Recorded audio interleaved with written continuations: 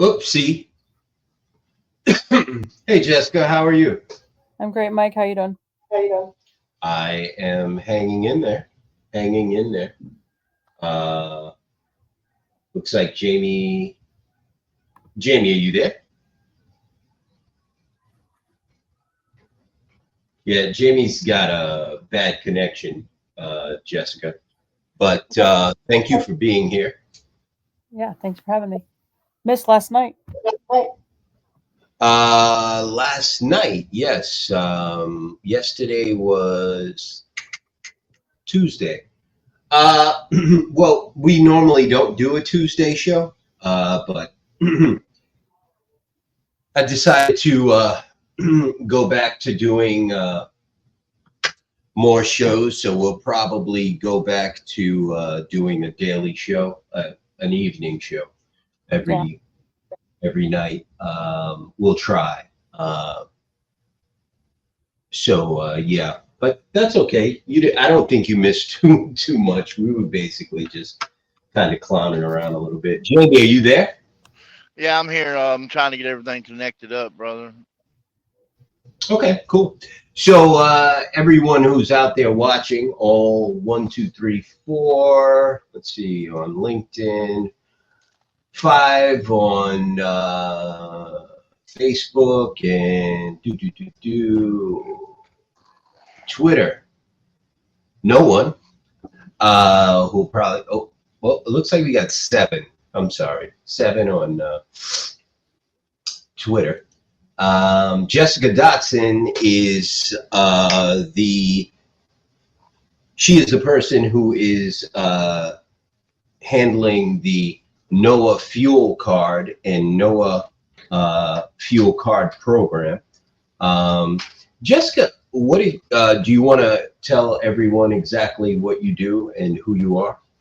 Yeah, sure. I am the director of business development for the Fuel Card program on the MS side, and I'm the uh, basically I manage the entire NOAA program. Um, whenever it comes to the fuel card on our side as well, the fuel card program that we have set up allows discounts across the board, not just at a select few or the big three. It's really a broad brushstroke of discounts across the United States, even at the independents that already have a low cash price to begin with. So we are the fuel card that represents the NOAA Association, and um, we also have partners that are tagged onto the fuel card that provide discounts for tires and for services and for maintenance. We just signed up an insurance partner that provides a membership to get low cost on healthcare, vision, and insurance. We're also going to be setting up um, a group that does daily insurance for any owner operators out there that are interested in doing daily insurance on their trailers while they're not hauling them over the road. Um, we've got partnerships with the Trucks Parking Group that are building out truck parking lots across the United States. So yeah, we've got a handful, and we're still out there searching and finding different Damn, them partnerships to lots are provide right. savings for all of our owner operators. Got it. Got it. And anyone who is interested in the NOAA Fuel Card, you could go to www.tnooa.com, www.tnooa.com,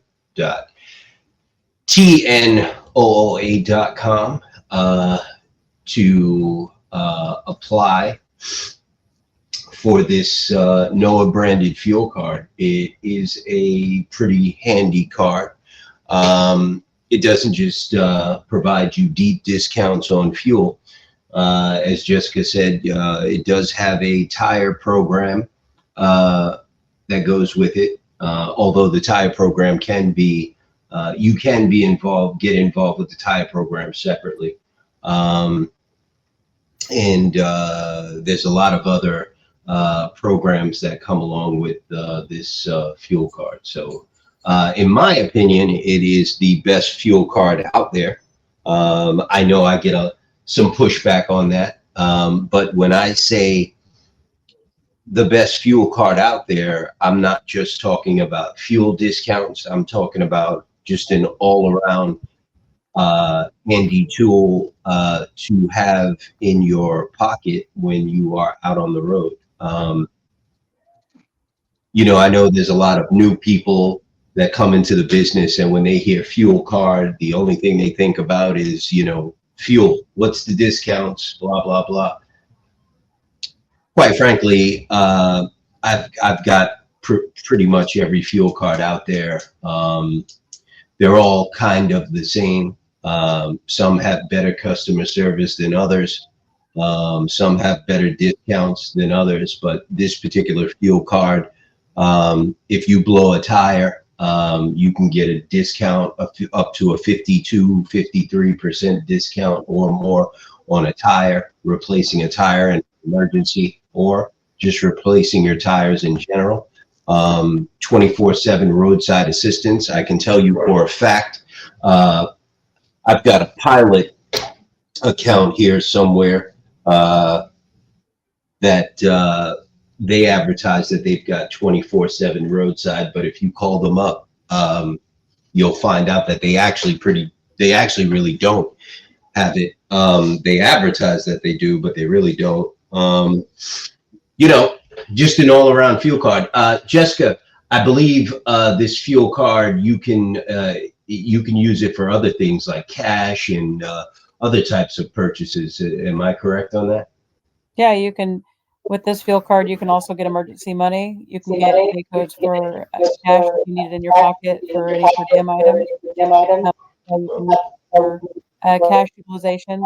It's definitely for food, but there's the cash balance, the option to pay for your lumper service or fluid or whatever you want to allow on your account. You have product settings, so if you have more than one truck on your account, you can control the spend as well per product.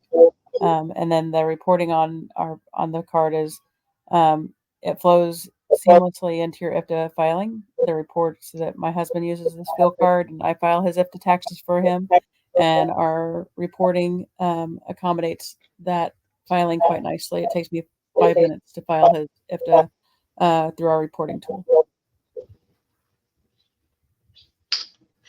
Sounds good, Jessica. Looks like we lost Jamie again. So I heard you say you're I got to get used to this. Is it we or you? You are affiliated now with those parking guys. That's we. Anything that has to do with us is you as well. Thank you. Cleared that up. So now the parking guys, can you talk about that situation a little bit more? Yeah, absolutely. So, as all the owner operators are aware, parking shortage is a big deal these days. So, one of my main tasks whenever I first got into the role I'm in is to go out and partner with the needs of truckers, and parking being one of them. There are businesses out there that are just their sole purpose is to build out parking lots, massive parking spaces on acreage. We did some collaboration with a couple of these businesses last year. And, there's a lot of new guys out there, a lot of young, hungry guys out there to start businesses. And it's get a lot of questions on where should we put these here on the major corridors, but also putting them next to truck stops is very beneficial. Then you have extra parking on the amenities. So one of the partners I signed up and joined with, they are building down in the Georgia area, the more of the southeast area. But we do have a couple other partnerships that are building. We are in the works of getting another partner stood up that actually has the western side of the United States. They're building parking lots. So what these are going to be is you can choose to park there overnight with your rig. They'll have bathrooms and vending machine, just minimal amenities, but enough to keep you comfortable during your stay. But they also offer this for your any of your assets that you need to park while you're driving your other asset, or you need to park while you're at home. I know my husband has a huge problem with trying to bring his big rig home because there's tons of regulations within cities where you can't park your semi truck on the street or in your driveway, and grocery stores don't want you parking your big rig in their parking lot. So when he's home for a week or two, we need availability to park his rig somewhere without it being a monthly leasing program. So these parking locations also allow you to pay per day, pay per week, pay per month, pay on an annual basis to have a year lease with them. So they have many different options for parking for not only you and your rig overnight, but also your assets or your trailers whenever you need. Jessica, who is that parking program through? This program, this alliance that we have a program through is TRUX parking. And I can get the landing page link sent over to the group so you guys have that if you're interested. NOAA members get a discount? Well, I'm still in the works of talking. Nobody gets discounts as of yet. These groups are very new. They don't even really know what the right pricing is. So that being the case, we work with them, and if we bring them an opportunity, I feel confident that they would be able to work out some kind of a deal on what that would look like. I know that they would be willing to be competitive with any truck stop out there right now. Looks like we got a question here. What is the cost to be a part of NOAA? Or is it free to join? Well, Alex, the cost is $125 per quarter, which comes to $500 a year, which comes to about $41 or $42 a month, more or less. No, it is not free. But for you, that fuel card is available for you and your fleet of 100 or 200 trucks. You can get that fuel card without having to become a member of NOAA. That is a gift from NOAA to Alex Bates. Is that correct, Jessica? They do not have to be a member of NOAA to apply for the NOAA fuel card. Is that correct? That is correct. You just need to provide him with your link that you have for anyone to fill out the form and get someone from one of our fuel card experts to connect and get him signed up. And that link is available in the NOAA Facebook group. And where else is that link about? I don't know I think the only place I have that link is in the website and the NOAA Facebook group. I mean, I post it everywhere. If you go to Twitter. If Alex wants to share his email address, we'd be more than happy to shoot that link right over to him directly as well. Well, Alex and Matt they're kind of like CIA agents. They only hang out on LinkedIn. So I'm on LinkedIn. I can help him out with that as well. Okay. All right. Well, she is on LinkedIn. If you want to contact her, she could set you up. And one thing you should remember also is the fuel card and the tire program have been stripped apart. So they're not connected anymore. If you just want to be involved in the tire program, you can take advantage of the tire program. Or if you want to do the fuel card, you can do the fuel card. If you want to do both, you can do both. Alex, this would be interesting for you to know. They also have a nationwide preventative maintenance program for your 1,000 trucks. You can get discounts on PMs in almost every state in the United States. So they have that program for you as well for your fleet of 2,000 trucks. Share my email address for everyone again. So if anybody has questions or needs specific links to those programs, I'd be more than happy to send them over. Absolutely. Let me find it. Jessica, while I'm looking for that, if you want to talk about any other features of the fuel card or any of the other programs, please feel free. I am going to look for your information in here. It should still be in here. Yep. It should be pinned to the top under your favorites. Right under Jennifer. I'm looking for it. Check, please. It's jdotson at msfuelcard.com. Again, that's jdotson at msfuelcard.com. One thing I would love to mention on here is We strive to be the best fuel card for all NOAA members, for anybody that listens to, that supports the NOAA Association. We definitely want to create a program that's best fit for you. If you do have a competitor out there, if there's a fuel card out there that you feel like you're getting the best deal on, shoot it our way. We would love to do the best to beat the price and to be able to be competitive in that space, as well as the tire program. We hear owner operators out here. We know that these cost savings are essential to your businesses. If you feel that you have found a better deal than what we're offering, please shoot me over the information, shoot me over the quote. Let us beat that price for you, because that's what we are here for. I come out of the chute with confidence that we have one of the best, if not the best, fuel cards out there for an owner operator that's traveling and needs accessibility for our fuel card anywhere you go, as well as one of the largest independent discount networks, as well as being able to host any pre-negotiated discounts as well. Our reporting is top notch. We're started by a truck driver for truck drivers. So if you have a competitive rate that you feel like that you're getting a better deal, send that my way. Shoot me an email. Let us do a cost comparison and let us fight to win that business for you. We're more than happy. Hey, I think we ought to go after these truck stops and try to get a discount on the roller grill with these programs. What's up? Trucker spend. We have a membership, Yeah. NOAA Association. I think that's yeah. where most of them are living off of right now out here is a damn roller Mm. grill. Yeah. But I'm excited. We were supposed to get our cards today. We had to leave out this morning, so we didn't get them, but they'll be there next time we come home. I'm excited to jump in there and start using it and see what we can do. Alex, yeah, let us know, Jamie, when you get your cards. I know a bunch of people already have them. Alex, actually, that is old information. We're up to 41,800 members now. So we're making well into $20 million annually. So when I get you the new number, woohoo! Yeah, you'll really be upset then. Man, I need some of that kickback money, some of that grift money I keep hearing about.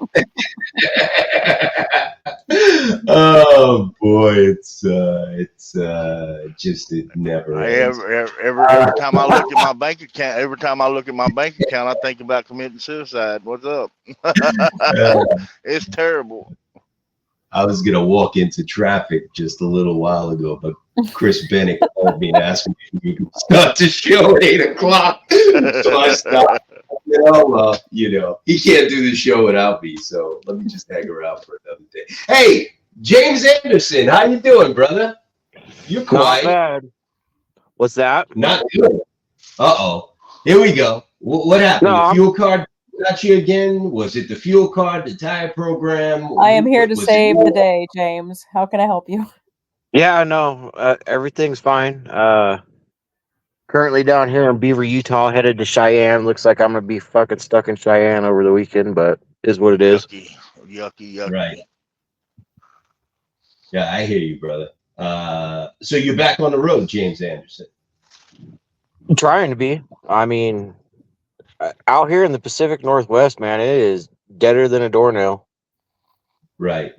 Chris was telling me the same thing. Alex, you should know. I know that we usually don't put that information out there because up until recently, no one's ever really asked. But we have different levels of membership at the association. Not everyone is a paid member. Some people are non-paid members, but we still count them as members of the association.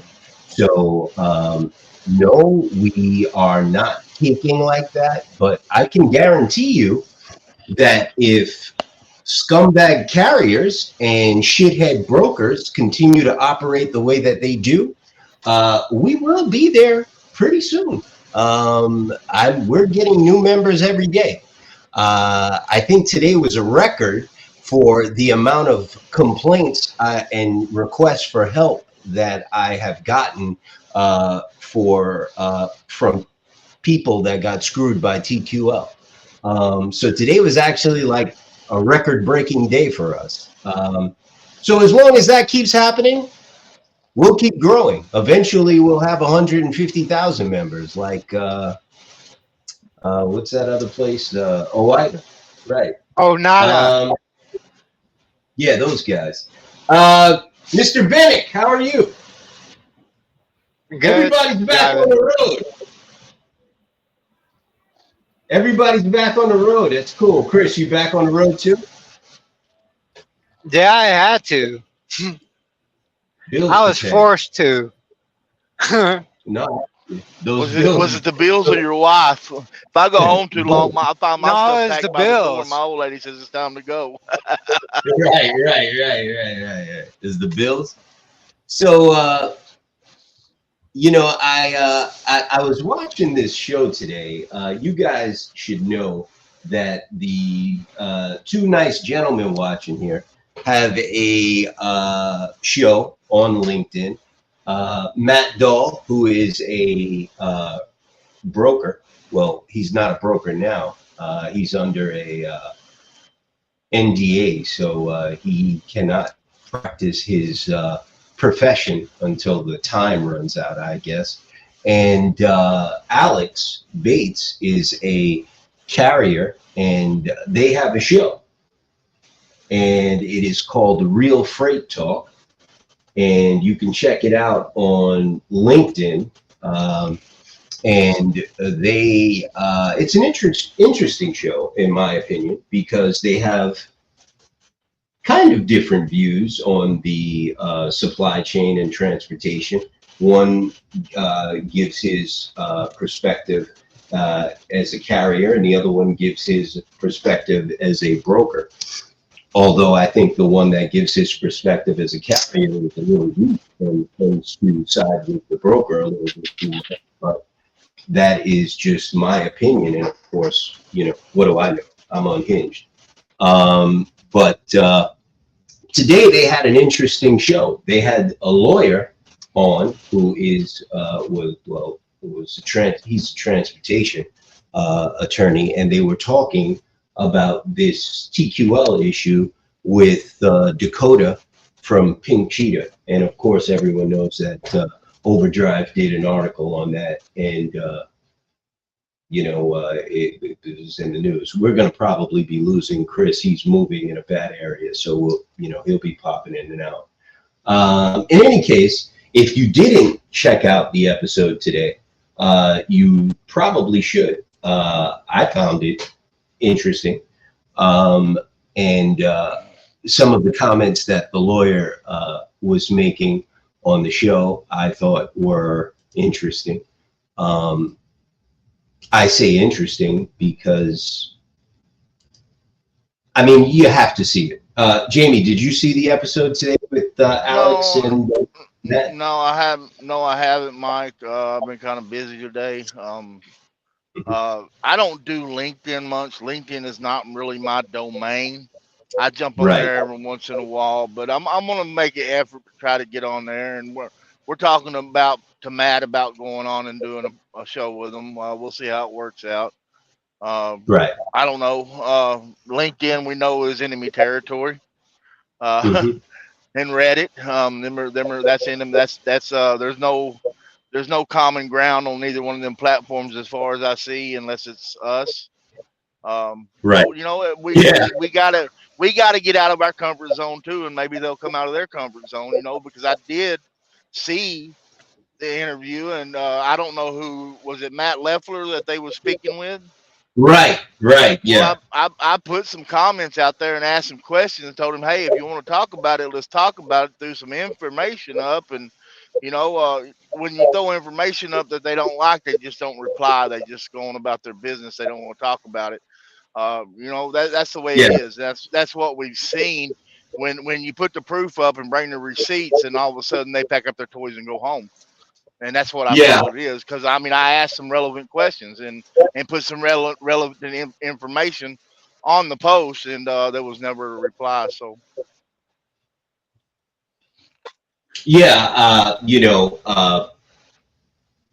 Matt had to keep telling Alex to put my comments on the screen because Alex was ignoring my comments.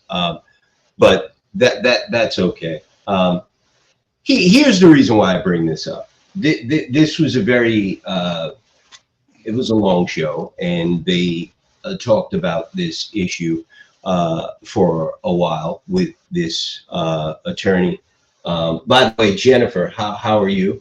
Thank you for coming. This is Jennifer from the Corporate Debt Collection Division. Hey, Jen, how are you? Well, when you get around to it, Jennifer, I guess you could say hi. You should have given us those questions, Jamie. We would have asked them. Well, they're on Twitter and they're on LinkedIn. Oh, by the way, Jessica, there is a question on LinkedIn. I'm sorry, not LinkedIn. If there wouldn't be a question on LinkedIn, there'd probably be a criticism or a comment or a suggestion for you to go do something to yourself on LinkedIn. But this is on Twitter. What are the discounts on the fuel card, Jessica?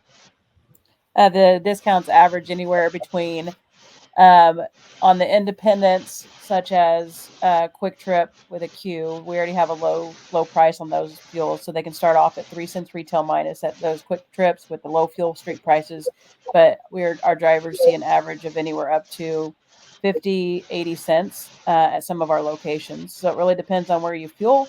It really depends on what state you fuel in. Some are cost plus, some are retail minus, but they're anywhere from 3 cents retail minus at those already low priced independent locations all the way up to 60 to 80% at the majors. I've seen them as high as $1.50 off at the pump, $1.60, $1.25 at the pump. Is that correct, Jennifer? Jessica, yes, that's correct. Jessica, you've got a lot of J's. To answer my questions too. You can't blame my you can't blame my Alzheimer's on this one. We have a Jessica, we've got a Jennifer, we've got a Jamie Anderson, we've got a James Anderson, and okay. Too many J's. Mike and Chris. You got too many J's in here. Yeah, so I got a little thrown. So I apologize, Jessica. Is that correct? That is correct. And just even a higher level on that, discount or savings aren't always in discounts, right? As truckers know, Right. Savings come at the acceptability network as well. And with the largest independent acceptability nationwide, you could save $1.50 just on going to an independent over a major. In some instances, here in Kansas, driving down I-70 towards Salina, Manhattan, there's an independent right in the middle of two majors where he's $1.50 lower, and he strategically does that every single day. He has his boots on the ground going to circle around to find out what their prices are, and he knocks it down just to make sure that Right. he's the most competitive. So that's what our card accepts as well. That's Now, like just that's like the place I fueled in Canton today. They do the same thing. It's a Circle K, and I got it for $2.97 a gallon there, little mom and pop. I use them quite a bit there, and they're always cheaper than anywhere else. So, well, now, Jessica, it is important that when the questions do come in about the fuel card, that you make yourself available and you answer them, because I am a scammer, so and a liar. So people like, say, Alex and Matt and a bunch of other, they don't believe me. So it's important for you to be available to answer these questions, because it is what it is. That's why I'm asking you what the average is on the fuel savings, because of course whatever I say will be a complete falsehood and a lie. So Alex Bates says, what does the NOAA do to secure or help owner ops secure freight directly from shippers? It seems like if you guys hate brokers this much, you shouldn't be hauling for them. Okay. Those are some real valid questions. except for one thing. I've never said I hated brokers. Have any of you said you hate brokers? Is that part of our focus? I got think a I've good, made it I pretty got a clear we network. don't hate I brokers. have a network of brokers that I work with regularly that I've been working Right. with some years, and they always pay me well. They know I'm going to get the job done. They know I'm going to give an exemplary service, and we got a good relationship. Pick me, It's pick not me, all pick me, brokers. pick me. I got the answer. Look, we actually look. I got the answer. Right. Now she wants to jump into the I got this. conversation, right? Look, we don't dislike brokers. In fact, we started off with by battling the bad carriers, but it was the brokers that came to light that brought their issues to us that we had to battle them. Okay, we started out battling those bad carriers. Right now, we're trying to get rid of the bad brokers, and next we're working on insurance companies. Step up. You go get them, Dumpling. Just thought I'd throw Well, I that mean, out there. it brings to mind to me that the old saying that a bad apple can ruin the whole bunch. You know what I mean? Yep. Yeah. What you deal, Mike? What you got? You got something going on over there? You want to share with the group? Well, come on. The people are going to think what they think. Look, I'd probably say the same thing about me and about Noah if I was a broker. It is what it is. Hey, we don't hate brokers. That wouldn't make any sense. We need brokers to get loads. What we hate is having 30, 40, 50, 70% of the load taken out of our load. That we hate that. But We're tired of getting taken advantage of. Right. I don't. Well, that's the reason why I don't run for TQL, CH Robinson, JB Hunt, or a lot of the big brokers. And guess what? I don't hate TQL. I don't hate JB Hunt, and I don't hate CH Robinson. We do not hate any brokers. We want to work with brokers. No one hates brokers, and I am sorry that because we are asking for a fair shake in the negotiation process that you are making that seem like we hate you. We don't. I don't hate any brokers, and I do not promote hating any brokers. I want to put out there. I do not promote that. What we do is we talk about what we know to be the facts. And if we say it strongly, maybe it comes out strongly or harshly, but that doesn't mean we hate brokers. We absolutely do not. I think that we should probably ask the question to brokers.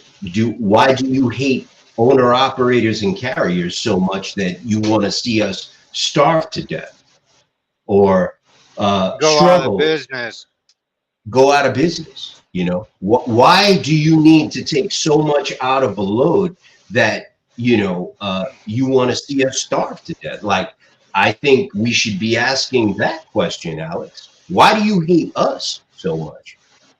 Well, what it is, Mike, is the more owner operators and carriers they starve out, the higher they can jack the rates and still not pay us what we should be paid.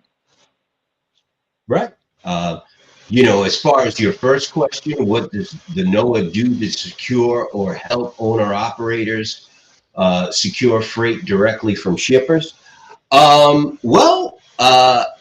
We do have a broker division, and we in the past have been able to negotiate freight direct from shippers through that division. We are currently doing that now, and the load board is available to members. We had to slow it down because we're creating a new load board, and we're doing things a little bit differently, and that will be rolling out the first quarter of 2024. But you have to remember, Alex, we've been around less than a year, and it does take time to get ramped up. We have over 35 different divisions and services at the National Owner Operators Association. And despite what you may think, we're not operating on a $17 million budget. We have a skeleton crew, and the bottom line is we're new and we're getting there. And the plan is to be able to secure freight from shippers directly for our members. We do have some now, but we definitely don't have enough to satisfy all of our members. We need a ton more freight, and we need a ton more salespeople. We need a ton more reps, and we need to build out our freight broker. So we've been working on that the last 10 months, and we will continue. So I guess in that respect, you and I are on the same page. Next question. I know Mike doesn't hate brokers, or he and I wouldn't be friends. That's absolutely true. Matt is my friend. I like him a lot. He's a very intelligent guy. He's Matt's a cool dude. He came to me about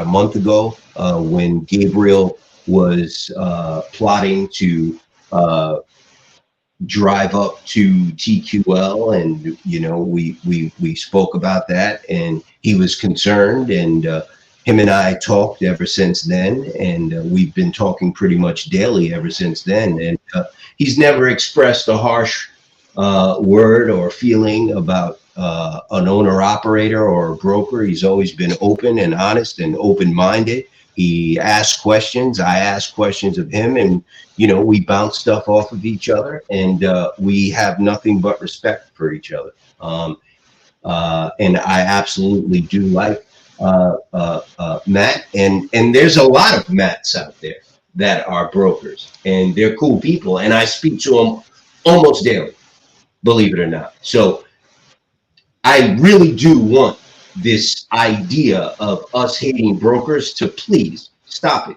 Stop it.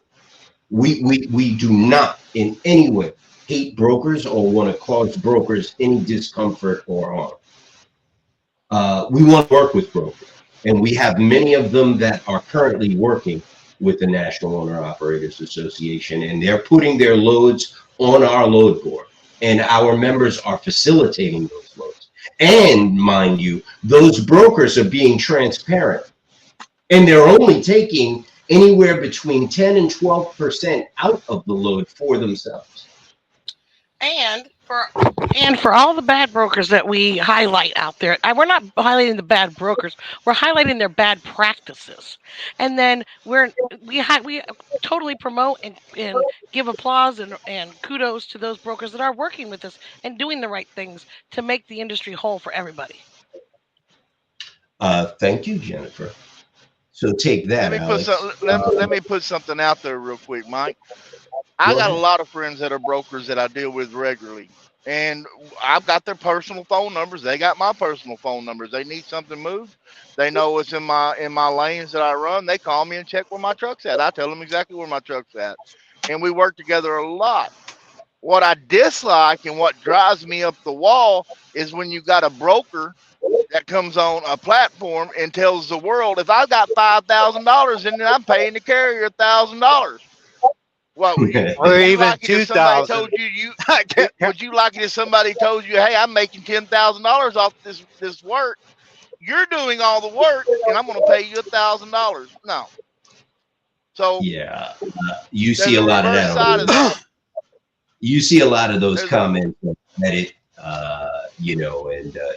it's social media. I know it sounds harsh. It may or may not be true, but to just even have the balls to say it is just absolute, I mean, it wasn't long ago that a broker done the same thing, come up and said that he wasn't going to supply transparency, and he would put the carrier on a blacklist. And what happened to that broker? He was fired. Yeah, he was fired from his job. Yeah, you remember that guy? Yeah, I remember that. And then he told us all to go eat shit after he apologized for what he said, and he thought it was all good, and then he got fired. And then he came back and said he took his apology back and told everybody to eat shit. That's the I guy. almost He forgot about was that. mad because he got fired. He was mad because he got fired because something he done. Right, man. Really quickly here. I know this is Blake saying this. You are not a scammer. You are Mr. Business in the front and party in the back.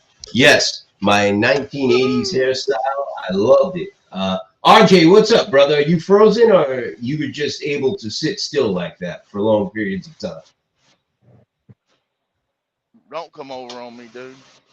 I guess he is frozen. Okay, no. Let's move on here. Yes, Jennifer is Dumpling. Jennifer, aka Dumpling. Yo, what's up, dog? Wow. Jennifer, we are streaming on LinkedIn. Bow Okay? wow, yippee yo, yippee yay. Oh, wait, we're supposed to be a professional. I forgot. Please. We must always portray professionalism. I'm sorry. Yes, Mr. Boston. How are you doing tonight, Mr. Boston? Right. Yes, I am doing very well, Mrs. Jennifer. Actually, Jennifer, we need to talk. Let's talk. No, this is all fair after the show. Oh. The trash broker, please call me once this is over. The trash brokers noted. I don't like the sound of that. I agree 100% with absolutely everything that has been said. Cool. I like Alex. He's all right. I just think he lays down a little for Matt too much. I know why, because of the same thing Jamie just said. LinkedIn is all brokers, right? If he's a carrier and it's all brokers, what are you going to do? You know what I mean? They're just going to attack him. You know what I mean? They don't care. Believe me, these guys, they don't care. They attack everybody. Just to clarify, I know you're a carrier, Alex. I love my owner ops and go to war every day for their profits. I support Noah and the goal, just sometimes maybe the delivery or approach. But this brotherhood supports everything we need as carriers and owner. Thank you for your support, sir. Look, we're all grown men, and we happen to be truckers in the trucking industry. I guess you can equate that to like being a sailor. Sometimes we gotta just look. We curse. You know what I mean? We curse. We talk to people like, we talk to each other like men. We curse. That it's not nothing personal. This is just the way we speak. If it gets hot, it gets hot. That doesn't mean anything. But we're trying to tone it down. I get what you're saying. We're trying to tone it down. James Anderson, I see you got a lot on your mind, sir. I'm going to give the floor to you, and then we're going to go back to Mrs. Dotson. Go ahead, James. Yeah, I didn't have a whole lot on my mind. But no, I've been changing up my TQL when they call me. It used to be, hey, man, you're on a do not use list with my company. And they're like, oh, man, is there anything that we could do? I'll make it worth your time. Yeah, absolutely not. I don't care what you pay. I'm not touching it. But my new thing has been, as soon as your boss, Ken Oaks, comes out and publicly states that he will stop stealing from carriers in front of national media, then maybe I'll pull a load for you. But that's kind of just been my new spiel to them. Every time I get a phone call, I mean, like everybody else, they call once or twice a day. Don't matter how many times you tell them, I'm not hauling for you. They continue to call. I don't even answer them anymore. I answer him just to fuck with them. These are signs of desperation. When you tell them to go to hell and they continue to call you, that's desperation. Like, as a salesperson, when someone tells you to go to hell, die, burn a fiery death in the bottomless pits of hell, that pretty much means they're not interested, and you probably shouldn't call them back. But if they're still calling you after you told them to go to hell, that's desperation, bro. That is, I've become a machine. You could say whatever you want to me. I will hang up now and call you back in 30 minutes. That's desperation. So, And that's Yeah, exactly why I quit answering the phone for them. And then And they they're stopped probably- calling me. they're probably looking for a way around that right now. You know what's funny? Up until like maybe 3 months ago, they were still calling me, asking me to carry loads. Well, you know how to keep them from doing that, right? Put it when they call you, it pops up on their phone that you're Noah, and they'll quit calling. I think it does. I think it does. So anyway, Jessica, are you there? I am here. I have a question. We had an issue with this fellow, James Anderson, concerning a tire discount. James, yeah. he was pretty miffed, Jessica. I get it. Those Yokohamas, James had his heart set on those. He was. No, he had his heart set on Firestone or Bridgestone. That's what he had his Yeah, heart set I mean, I don't care. I just want something that's made in America, but like, Ain't none of them A made in lot- America no more, brother. well, Nope. you know what I'm saying. Well, it was made in America. It could be made in China, but it has to say made in America on the side, right? Right.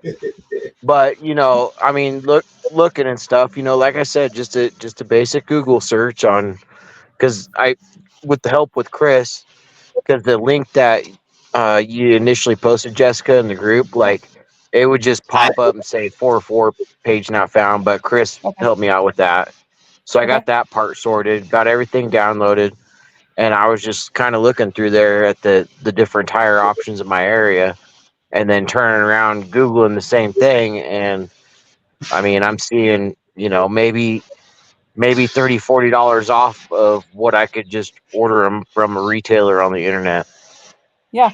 So we absolutely, we welcome any feedback. We welcome any information that we can get, because when we don't know, right? So I did my research, did my homework, watched the live feed for that night, and took down some notes from what I could gather from the live meeting. And I went back to our tire partners, and they did their research as well. And they said that they will definitely beat any quote you get. We did. We went out there on Google. We tried to find what you were looking for. Went on Walmart, did research on those tires as well, and they said they can beat it. So you send me a quote to my email, I'll shoot it right over to them, and they'll beat that deal. So, Okay. So you're saying, Jessica, you're going to price match now? Is Yes. that correct? Well, on this scenario, Why? You don't have to do that. You don't have to price match. Why? it's Don't not. do that. It's not about. No. Hear me out. Hear me out, though. It's not price matching. It is going out and making sure that we're getting the best price that we promised through this app. They aren't willing to knock off a price. They aren't willing to say, oh, if you found it, we'll match it or do better. They're saying we do already have it, and it is already cheaper according to what knowledge we have. So they're saying, give us the details you have, just so we can make sure that we're right, that we looked up in our product, in our platform, and we're seeing that we offer it cheaper. So you send us what you have, so that they can verify that and make sure. I found him some very cheap tires, more than 50% off. They were from China, and he didn't want them. Look, if you want Firestone, you're paying Firestone money. That's just the way it is, sir. Goodyear money. Made in America, hey, it costs money. You want some nice Asian tires? I got you. Half price, maybe even better. But hey, Goodyear's I good. run the shit out of the Chinese tires, all except for on my steers, and I've never had a problem. I won't put them in. I'll run them down to nothing. Right. I won't put them in the front, but I'll run them on the trail, on my trailers, on the rears. I'll run them. I don't care. They're tires to me. I'm not looking for Air Jordan tires. But in the front, I need quality tires up front, because that's just like you don't want to blow out it. But in the rears, I've been doing it for years. and you know it's all about Well, you the got cost, bro. spares in the you got Mike. You got spares in the rears. You can continue to roll. The front you can't. Plus, it's gonna take off your fender, your headlight. Brother, I've had some pretty I've had some pretty bad issues with tires on the road, bro. But look, money is money, and you know, all jokes aside, James Anderson, you know, you are right. We did say that those discounts were there, and if you know find an issue, as you could see, Jessica's responsive. She will address it. And she called me the next day after we did that show, and she was like, I watched the show. I didn't even know she watched that. I watched that show last night, and I am going to look into this, and I'm going to speak to him about this issue. So I don't cards that do that, or many companies that do that. I personally would have just, you know, said he's an asshole and forgot all about you. But she definitely was touched by what you said, and she went and talked to her suppliers and got it done. So you know, she already told you the issue. I hope you're satisfied with that, and go ahead, brother. You have the floor. Yeah, no, I mean, I appreciate Jessica's work on it, and like I said, you know, it's one of those things where, you know, I think that's awesome that they're willing to price match or whatever I can find there on the internet to have it shipped. You know, that's great.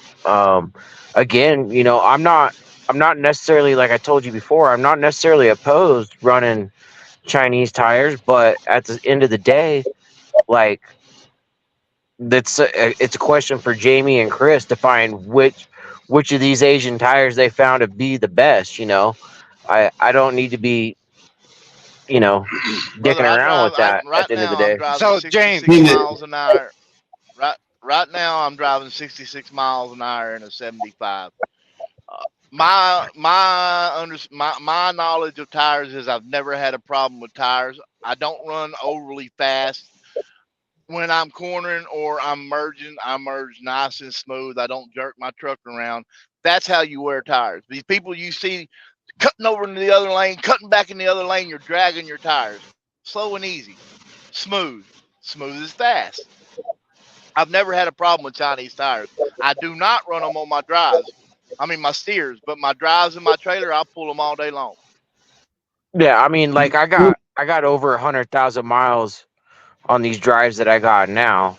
You know, I don't Brother, tear stuff up. I can take a set of Ironmans or Gladiators from TA or Petro, which is the cheapest tires they got. You can get a set of all 8 drives for $2,600, and they're the cheap tires, and I can make them last 120,000 miles until it's time to take them off. Then I transfer them to my trailer.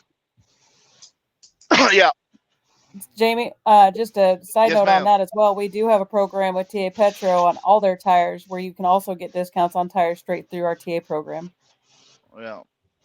That's Yeah, Those tires like I come said, off and get you off. I've never Is had a that problem through with that tires, Big Rich but Savings? it's the way you drive. Can No, I it's not- Oh, Mike, sorry. I'm sorry to cut you off, Jessica. Fine. James Lamb, if you're watching the show, which I think you are, I know you know how to get in here or call me. I'd like you to come on because there was a lot of this show today on Matt and Alex's show today. There was a lot of there were a lot of comments on the Overdrive article concerning Dakota and what actually transpired between our conversations with the DOT and this issue of the enforcement of 49 I just sent him the CFR link, Mike. 371. Yeah, I'd like James to come in because I sent him the link. right. Okay, thank you. I spoke to James earlier this morning. He texted me as soon as I woke up. I'm sorry, Jessica, to cut you off, but I really want to get back to bashing Matt and the brokers on LinkedIn. I have to admit, it is a lot of fun. Although we point out we do not hate them, this is all done out of love. We actually love them. That's why we make so much fun and bash them. But I work for so brokers every day. we all do. We all do. That's why when Alex said we hate brokers so much, it's hysterical. Like, how can you hate? How we starve without brokers? We can't get loads without brokers, right? So how can we hate them? We don't hate them, bro. You know that. I shouldn't even have put that post up there. That I should have did what he would have did to me and just ignored his post and not put it up there. But so this attorney was saying some things that are just unfortunately not true. The people, the funny thing is, over the last I want to say 4 decades, people are under the impression, well, not 4 decades, but the last couple of decades, people are under the impression that the DOT has no power, or the FMCSA, they don't have any teeth, and they are very, very mistaken. I don't know where this came from. Today, this attorney was saying things like, the DOT won't come to your office, and the DOT won't do this, and the DOT. They are very, very mistaken. If anyone I was hoping it wasn't just me watching the show, but it seemed like it was. If anyone from Household Goods heard this attorney saying that, they would have laughed in his face as well. You do not want to open up the can of whip ass that the DOT will put on you if you force them to come to your fucking office, man. You don't want to open up that can of whoop ass, and they can come to your office, and they will. If you are from Household Goods like me, you understand that. Many of you are not. You think the DOT is some sort of paper tiger, and they just talk and yeah. No, they talk to you. If you are in property, they talk to you. If you are in Household Goods or any other segment of the transportation, they can definitely put your ass in handcuffs. They can definitely come to your office and they will flash a badge in your face and say, show me all of your files right now. They will hit you with so many fines while you're sitting there, you will have no choice but to shut your doors. This attorney was saying things like he knew for a fact, like, they can't do this and they can't. If you defy an order from the Secretary of Transportation asking you to produce documents under 49 CFR 371.3, I promise you, you will wish that you just gave those documents up. And that's exactly why TQL gave those documents up. Unfortunately, the reporter from Overdrive was not on the calls that I was on with the DOT and James Lamb. And only James Lamb and I and the people involved in this situation know exactly what happened and how it transpired, how it went down. The individual that this reporter spoke to from the FMCSA was not involved with it. The individual from DAT was not involved with it. He doesn't know what transpired or what happened.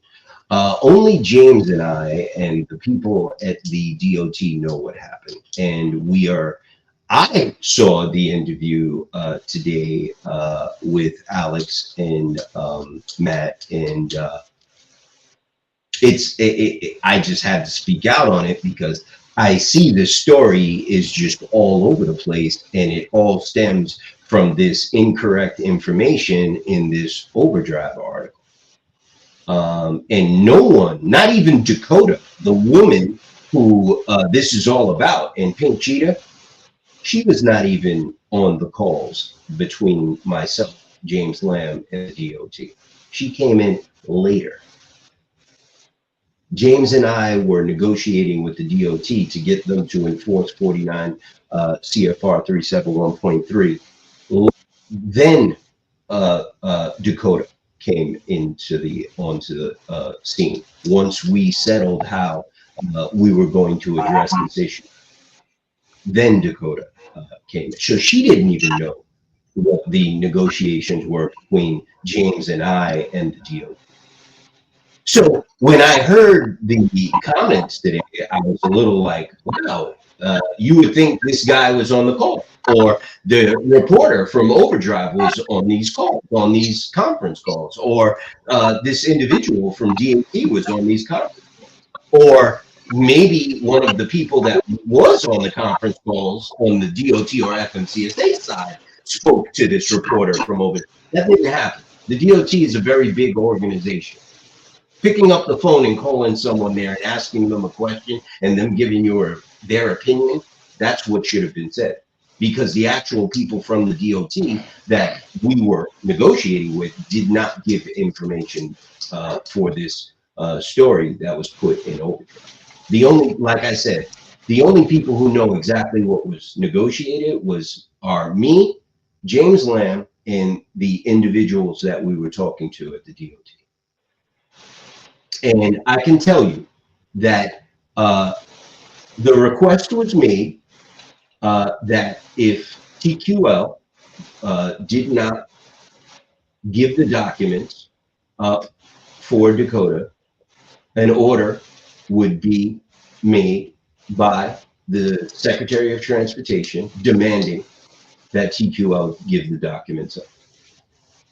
And marshals go to their offices and get the document. When someone from their side said, we don't know if that's possible, a higher up who was on the conference call, a supervisor, said, yes, it is possible, but we need to send it up the chain to legal to make sure. And that's exactly what they did. Which means it probably went to Sue Lawless. Most likely it went to Sue Lawless, and she said yes and approved it, and it went back down to them, and they went and got the documents from TQL. And TQL did not want to give the documents up immediately, and I'm sure. Now, I was not privy to this. I was already out of it. Once they agreed to get the documents for Dakota, I was already out of it. I had made a phone call to them a couple of days before they went to get the documents, and I was told that they are still talking about it. Then all of a sudden they got the documents. But the bottom line is this: 49 CFR 371.3 is being enforced. If you are asked to produce documents under that rule, you should produce those documents. If the carrier or the owner operator contacts the DOT and makes a formal complaint against you, the DOT will contact you and get those documents from you. Now, they'll contact you once and ask you nicely. And then if they contact you again, that's exactly what's going to happen. You can give them up freely, or you can give them up forcefully. Do not think the DOT does not have the power to forcefully come and get those documents from you. They absolutely do. And I'm trying to get James Lamb in here because he was on the call, and he knows exactly what happened. So I'll park that right there. Thank you. Mike, Jamie, yeah. it's Chris, what's up? You all right? But do you get a chance to read that contract where I highlighted? I looked at it. To be honest with you, I had a meeting today with Senator Padilla from California, Tim Wilkinson was in on this meeting because he is a constituent, and I was very busy today with that. We are working on S.3273, the Got Truckers Act, the paying truckers Overtime Act, and we are trying to get some language put in that act for owner operators. And I did not have a chance to really go through the contract, but I did see it. I browsed through it. I saw what you underlined in red, and I will take a look at it, sir. I just didn't have time. Basically, they have it in their contract. B2M has it in their contract that they will supply 49 CFR 371 if you ask for it. Cool. I'll look at it again. That is the first time I've seen that, so I will look at it again. So why is it not happening? Well, it's not happening because Alex has some good questions. Matt, I think you need to pick it up. Alex has some great questions here. Alex, it's not happening because the main reason is because the process to file a formal complaint against a property broker with the DOT is confusing. And I think that Chris has been through it recently with me and a couple of other people. It is very confusing.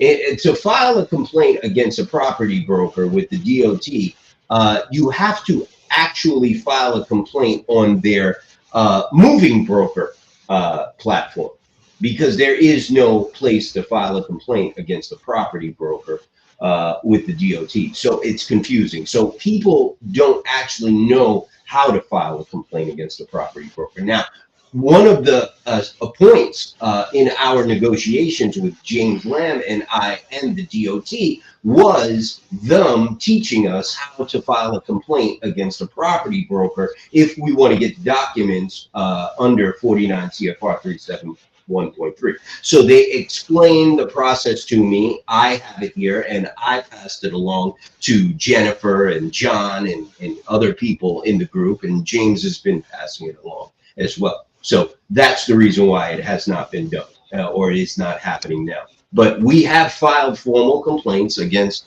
other brokers. I can show you one right now if it's still here, and I will get to here's one that we did for another individual against Nolan Transportation.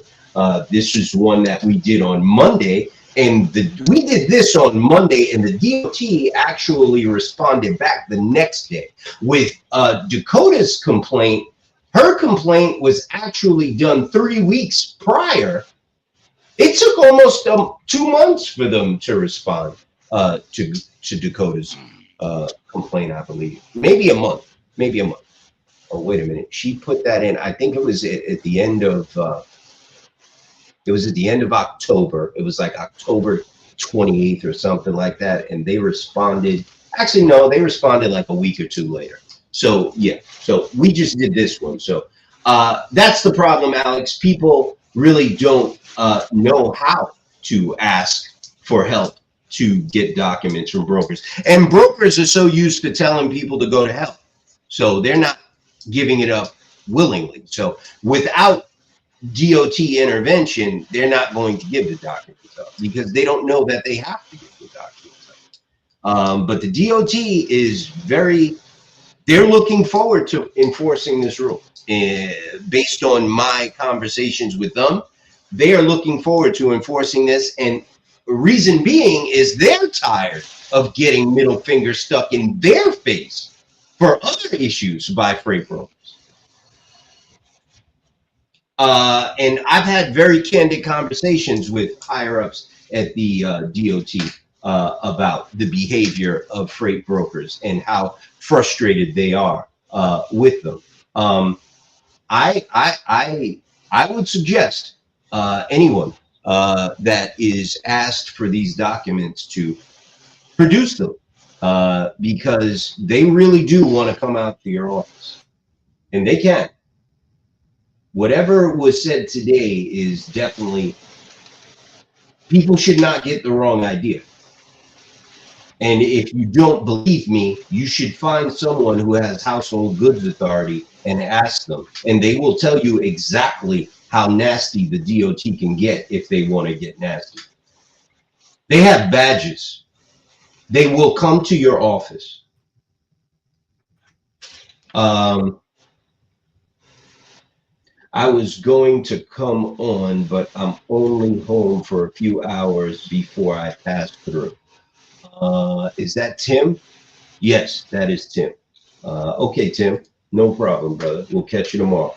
I think Matt Leffler point was 371 has been there since 1996. It's not new. There aren't any written things about the penalties for not complying. For example, TQL was forced to give it, but no fines, etc. That is true, and the rule is older than 1996. The rule has been on the books for a long time. It was actually in the Motor Carrier Act of 1980. It's just, it's worded differently, but it is in there.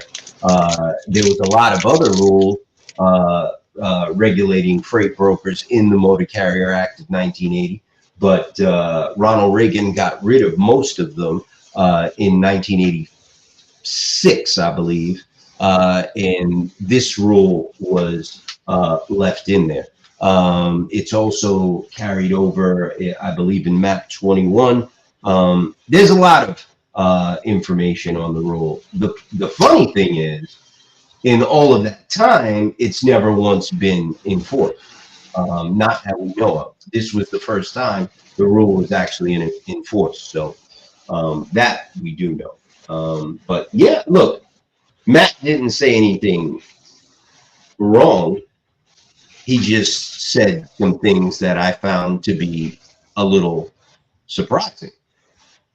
I personally would never stand here and say any government regulator who will not come out and see you or does not have any type of enforcement power. That is absolutely incorrect, and we know that for a fact, because when we asked them, they made it very clear that they can, and it was asked.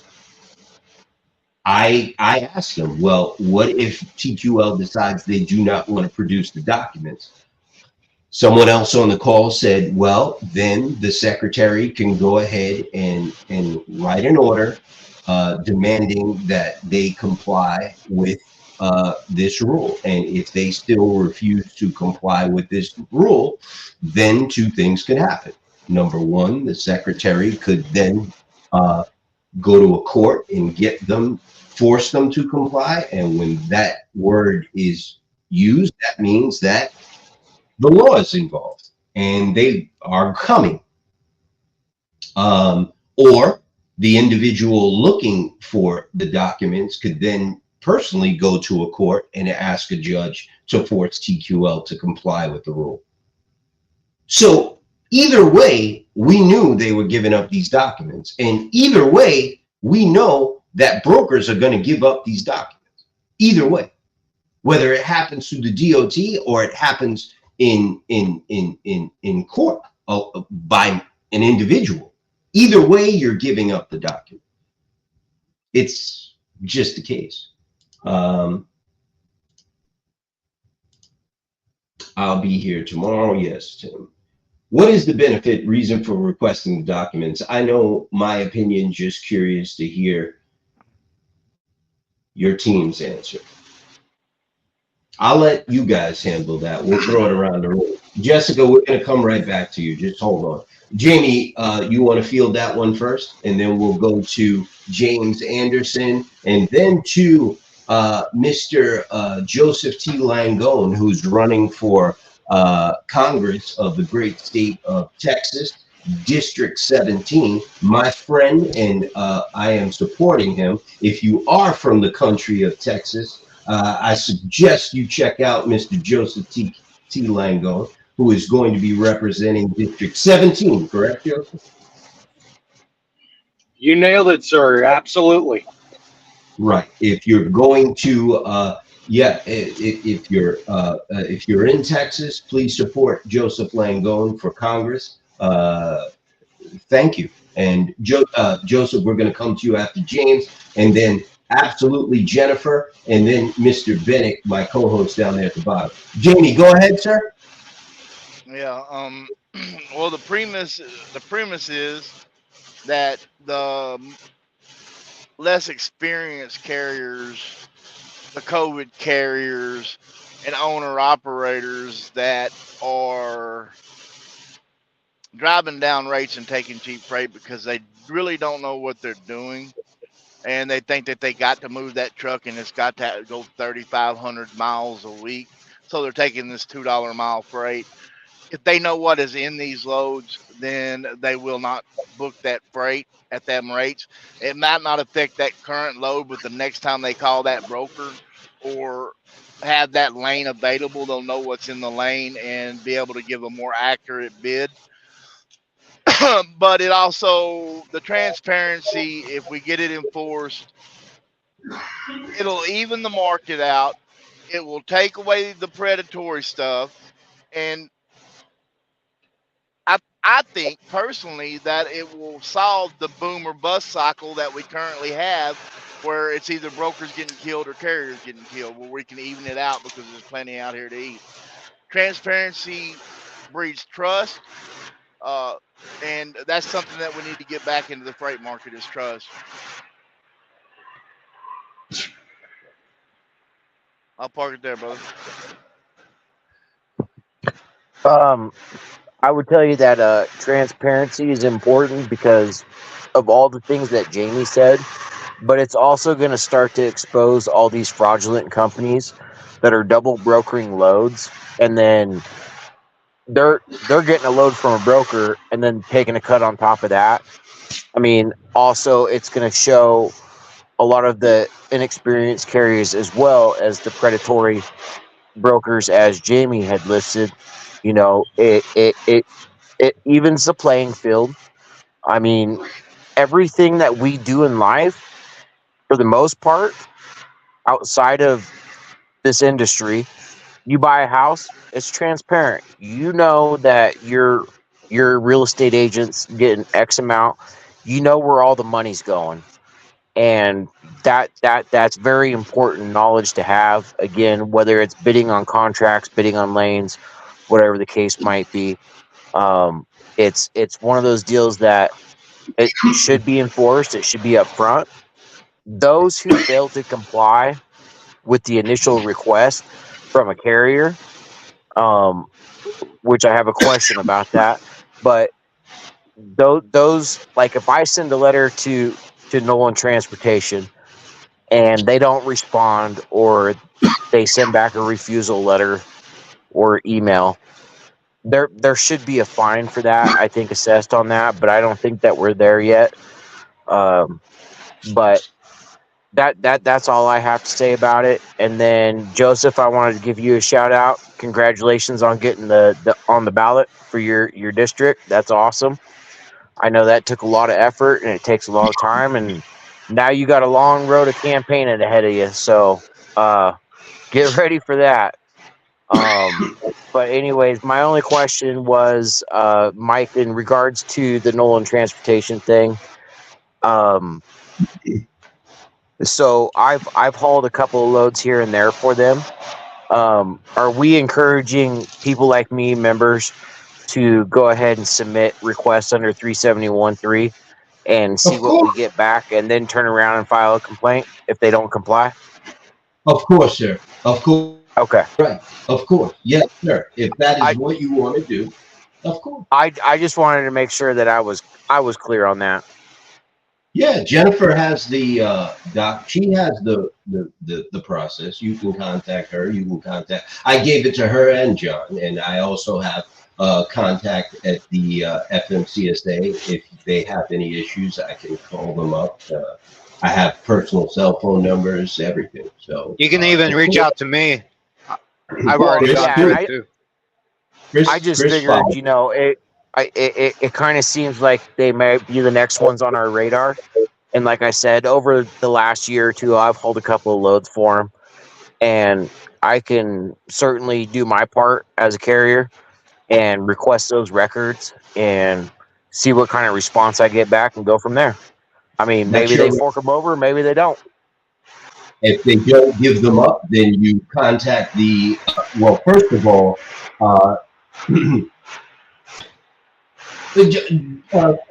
Joseph, I'm sorry to cut in here. I'm going to give you the mic in one second. First of all, people should understand that when you file a complaint, a formal complaint on the FMCSA website, it is taken very, very seriously. I slurred a little bit. It is taken very seriously by the DOT. It is taken very seriously by them. That's number one. If you tell them that you asked for the documents under the rule, and when they contact you, you tell them that they refuse to give them to you, that's pretty much all you need to say. They will say, okay, I'll get the documents for you. Don't worry about it. I'll call you back. That's it. They do not take this, they're not taking this lightly. Right. It will be. But I mean, there should be a suspension on broker authority or a fine that assesses with that. And again, I know it's not that far along with it, but I mean, crap. Well, that's all of us know. Like, let's say I get caught as a motor carrier, right? And I'm an owner operator.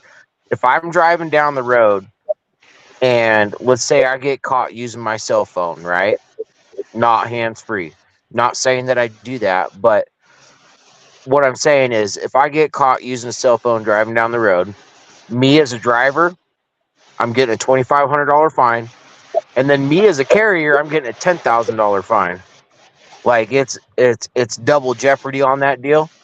But yet if there's proof that I as a carrier submitted a request for these documents under this rule, they failed to comply with it, there's really no penalty other than the DOT is going to come in and say, hey, you got to give it up, give us these documents so we can pass it. But right now there's no repercussions for that. I'm sure that there would be repercussions if they refuse to give the documents to the DOT to give to the carrier. I'm sure that if they push the issue, the DOT is going to push back just as hard.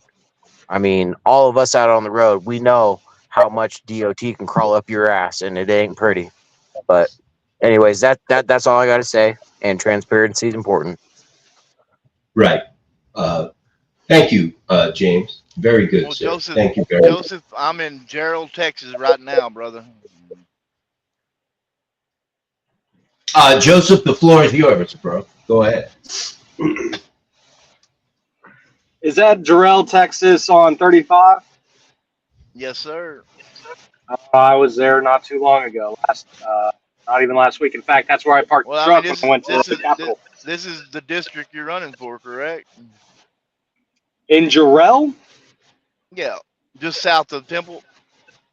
It is actually just outside of my district. If you go down to Red Rock and Pflugerville, those are the only suburbs of Austin that would be in my district. But no, like, I know Jarrell. I love Jarrell. In fact, I go there to get some of my no step on snake flags or Gadsden flags.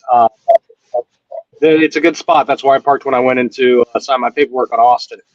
That being said, I appreciate all of y'all's At the support. roadies right there, brother. I've just passed it. Oh, not the roadies, the Flying J. But yeah, no, the support y'all have given me is just tremendous. The endorsement is fantastic. I could not have gotten this far without y'all. Y'all built up my speech skills, my ability to communicate with people. I used to be a hot fire on the mic. Now I'm starting to tone it down a lot. I apologize for my tardiness. I came in there at pretty much the hour stroke of this space being open. And thus being said, on the issues we're talking about with the transparency, yeah, the paperwork, the information that us drivers, carriers, or whomever may be requesting these documents, it's crucial that we are able to see this so we can identify unethical activity, double brokering, percentage shavings off the load. Right now, I'm currently doing a 500-mile load for $2 a mile, I'm just lucky enough to have a $200 surcharge on top of it, but it pays me about $1,000 to the truck, and after everything's cut out, I'll probably walk away with $600 from it.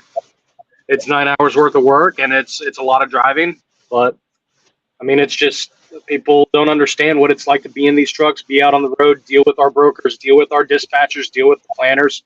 It's a profession. It's an underrated profession. We are literally moving the freight of America. We should be treated with respect of at least seeing the proper amount of that load was given for, because the money was paid for that load. It's just determining on how much was shaved off by the brokers, the carriers, or whomever may be walking that load. That being said, that's my opinion on it. I have a very strong point of ethics and holding people accountable, cheating out hardworking Americans like us in these trucks on these roads. I understand, Mike, you're a carrier and you orchestrate this. You're the president of this organization, and I have tremendous respects for the strides and accomplishments you have had, from getting a touch of Buttigieg and holding them to account, to just pushing these meetings with senators and getting these bills enforced. These bills have been on, like, from what y'all say, it's been on the books for years, since the 80s. And they're just now starting to enforce it. That makes me want to wonder what other bills are out there that protects the hardworking American class from corporate corruption and malfeasance and unethical activity. What are we missing? Who's getting screwed? And that's why I'm doing what I'm doing, and I'm doing it in respects of y'all and taking heed from y'all and listening to y'all. We have so many people on the Hill pushing their political agendas, not touching any political footballs because they're worried about their political career. Meanwhile, it's guys like us that actually want to find results to the problem, not only find the results, but prevent them from ever happening again. So with that being said, I'm proud to be here. I appreciate all of y'all and what y'all done. I wish I was here sooner. I was running a little bit behind, but I'll let you know I was hauling ass 70 down 44 to where I just stopped. So with that being said, I will park it and yield. Let me put something out there to you, Joseph, real quick. Hold on, Mike. Let me put something out there to him. You do realize that you as a leased operator, owner operator, even though you're leased to a carrier, you had the right under 49 CFR 371.3C to request those same documents, right? I was a little iffy, but I think even company drivers should have that option, because when I was with TMC, I got an $800 load, but they accidentally gave me the bill of the load, which the load actually paid out $1,500 with a $300 surcharge, which I don't get. I'm a company driver. The fuel's paid by the company. But for me to look at it and see that, and I asked questions, and that's when I found out about the Annette Holdings board and the TMC board and how they flip-flop loads. And that's just not even the iceberg tip of it. That got me thinking, and that was long ago, before I really had any political aspirations to actually make a change. But yes, I mean, I've had thoughts about it, and I probably should ask for those documents for this load that I'm doing right now. With that being said, I'm going to take the sightings of these, write it down, and then tomorrow morning I'm going to give my dispatcher a call and ask him, hey, if it's all due respects, could I see the original forms of this load? And he's probably going to tell me no. And from there, I'll decide what I need to do. I'm not going to blacklist my name with this company for one load, but it will definitely put a bookmark in my ideas on what needs to be done once I get into Congress. Because even if you sue someone and you get fired for suing them, that's not a good thing to do. There's lots of countersuits. There's lots of powers that the American people have, and they need to know that they have these powers. We shouldn't be relying on lawyers to tell us that we have these abilities and these benefits. We need to understand the law, and that's every single American in any field that you're in. You need to understand laws that pertain to your industry, that pertain to your life, and the rights that you have as an American individual. With that, I'll yield. Joseph Langone is a trucker. He is running for Congress, and he will be representing District 17 in the great state of Texas.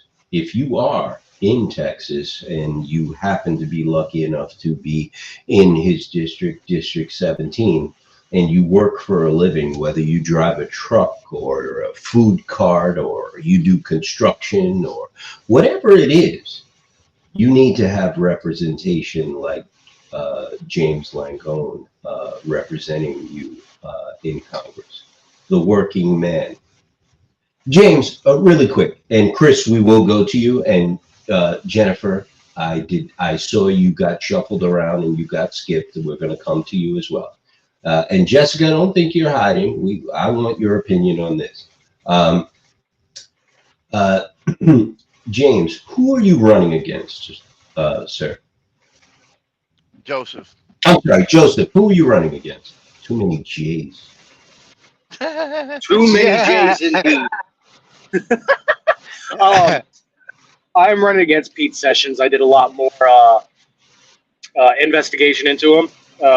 He is on the rules and committees, the Committee on Rules in the House. So that just basically defines the rules that are held in the House, time frames, what you can wear, what you can say, what you can do during proceedings. He's been around for 26 years. He first started trying to get into politics the year I was born in 1994.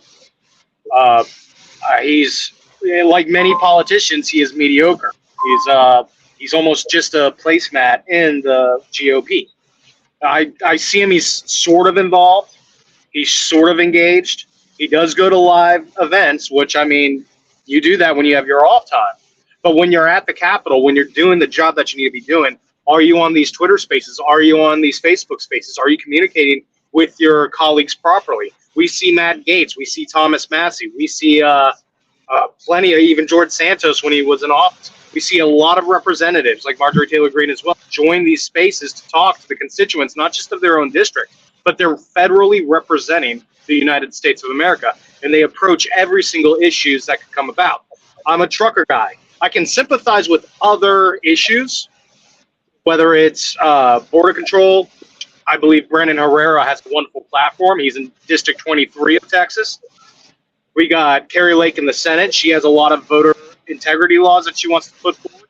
We all come together as a federal entity to represent the people and uphold the Constitution. And quite frankly, I don't see a lot of our representatives coming to the people's level, not necessarily at the public square, because we in the future here in 2023, 2024 have the benefit of these Facebook spaces, of these Twitter spaces. So I will be here. Whether if the only time I probably won't be listening or talking is when I'm in the chambers casting a vote or having debates. And even then, I hope people are watching me there, because I'm here for the people. I'm here to speak behalf on y'all. And when I'm pitching my points to my colleagues, I'll be out here listening to the people's quotes and issues. It's almost a no-brainer. But again, there's a lot that go into these proceedings. We're seeing all these bills with all these certain languages that need to be followed to the T. This is not something you can just wing. This is a challenge for me because, I mean, what am I? Just a truck driver? Well, I'm an American, and in this country, no matter what your profession is, whatever you do, you can run for any office you want. I don't know. Thank you, Joseph, and we support you, sir. Oh, and Pete Sessions is probably older than Jesus. That's why he doesn't use Twitter. Chris Bennett, the floor is yours, sir. Go to the girls first. Jennifer, Yes, sir. rock and roll. Hey, how's it going, Joseph? What's going on? What's up? What's happening? Good to see you. Don't look at me that tone of voice, boss. What is the benefit, reason for requesting these documents? See, I you know who my not to use. opinion. Just curious to hear your team's answer. Well, Alex, the reason that we asked for these documents is because we hate brokers. Oh, no, that's the wrong answer. No, that's the wrong answer. Just kidding, just kidding. The real answer is so that we can see what percentage is getting paid to the brokers so that we know which brokers are taking more than quote unquote their fair share of the load and causing us to starve to death out here. So we know not to use them. Also, there are things that can be revealed in there, whether there are other chargebacks from the shippers or receivers that may be a reason why they're not why they're not paying whether it's a short pay on your bill. You might not know why. There's lots of reasons to use the transparency law, but you really it's to know which brokers are team players. You know, Jennifer has a lot of information on this, Alex, and I'm sure she has more to say about it. Jennifer deals with brokers probably more than anyone at the association. She chases them down for money all day long. So, you know, But if I you say wanna pretty speak to please. her, she says pretty please. Until she don't. Yeah, exactly. Jessica Dotson, got a question. Yeah. I don't get to speak on what the benefit is for requesting documents. Yeah, I would like you to, but before I do, I have a question for you. Maybe Yeah. how successful would MS be if they were in the habit of not being transparent? We wouldn't be successful at all. Yeah. So anytime, you deal with shady businesses out there, and our reporting and our documents and our statements and our settlements have line items with details on the fuel price, the discount, and the total fuel amount, per diems, miscellaneous, def. If we did not disclose any of that, we wouldn't have a business. I think that goes across the board with any business at all. I would like to kind of shoot that back to the brokerage side. You have relationships with customers. Are you requiring transparency with your customer whenever you agree to take a load and broker it out? Are you just okay with not seeing the legal documents on their end? Is it okay for them just to say it's $1,000 because that's what we say, or do you need some kind of proof? I mean, in business in general, transparency is key for a trusted relationship. I think that was an excellent answer. I'm sure Alex is sleeping and he's already left the conversation. Hopefully maybe if Matt is still here, maybe he'll fill him in tomorrow morning when he Well, they is both scared. are actually active on LinkedIn. They both just requested my accept to connect. So. Oh, they're still here? Yeah. I figured Alex would be sleeping already. He has to get up early to stare at the screen to book loads for his trucks. I do too. I have to get up at 5:30 in the morning to stare at the screen to get executive reviews done. This is my free time. Hey, Jessica, we got a new protocol here. We're not gonna have a 3 hour. We're not doing 3 hour shows anymore. So don't worry about it. We're gonna be shutting it down soon. So Alex says, no, I'm still here. I'm very impressed. I'm glad he's still here. Oh, and by the way, these guys got a show on LinkedIn. It's called Real Freight Talk. They actually do pretty good. I like the show. I find it very interesting. They got a lot of information there. You should check it out. I don't know days.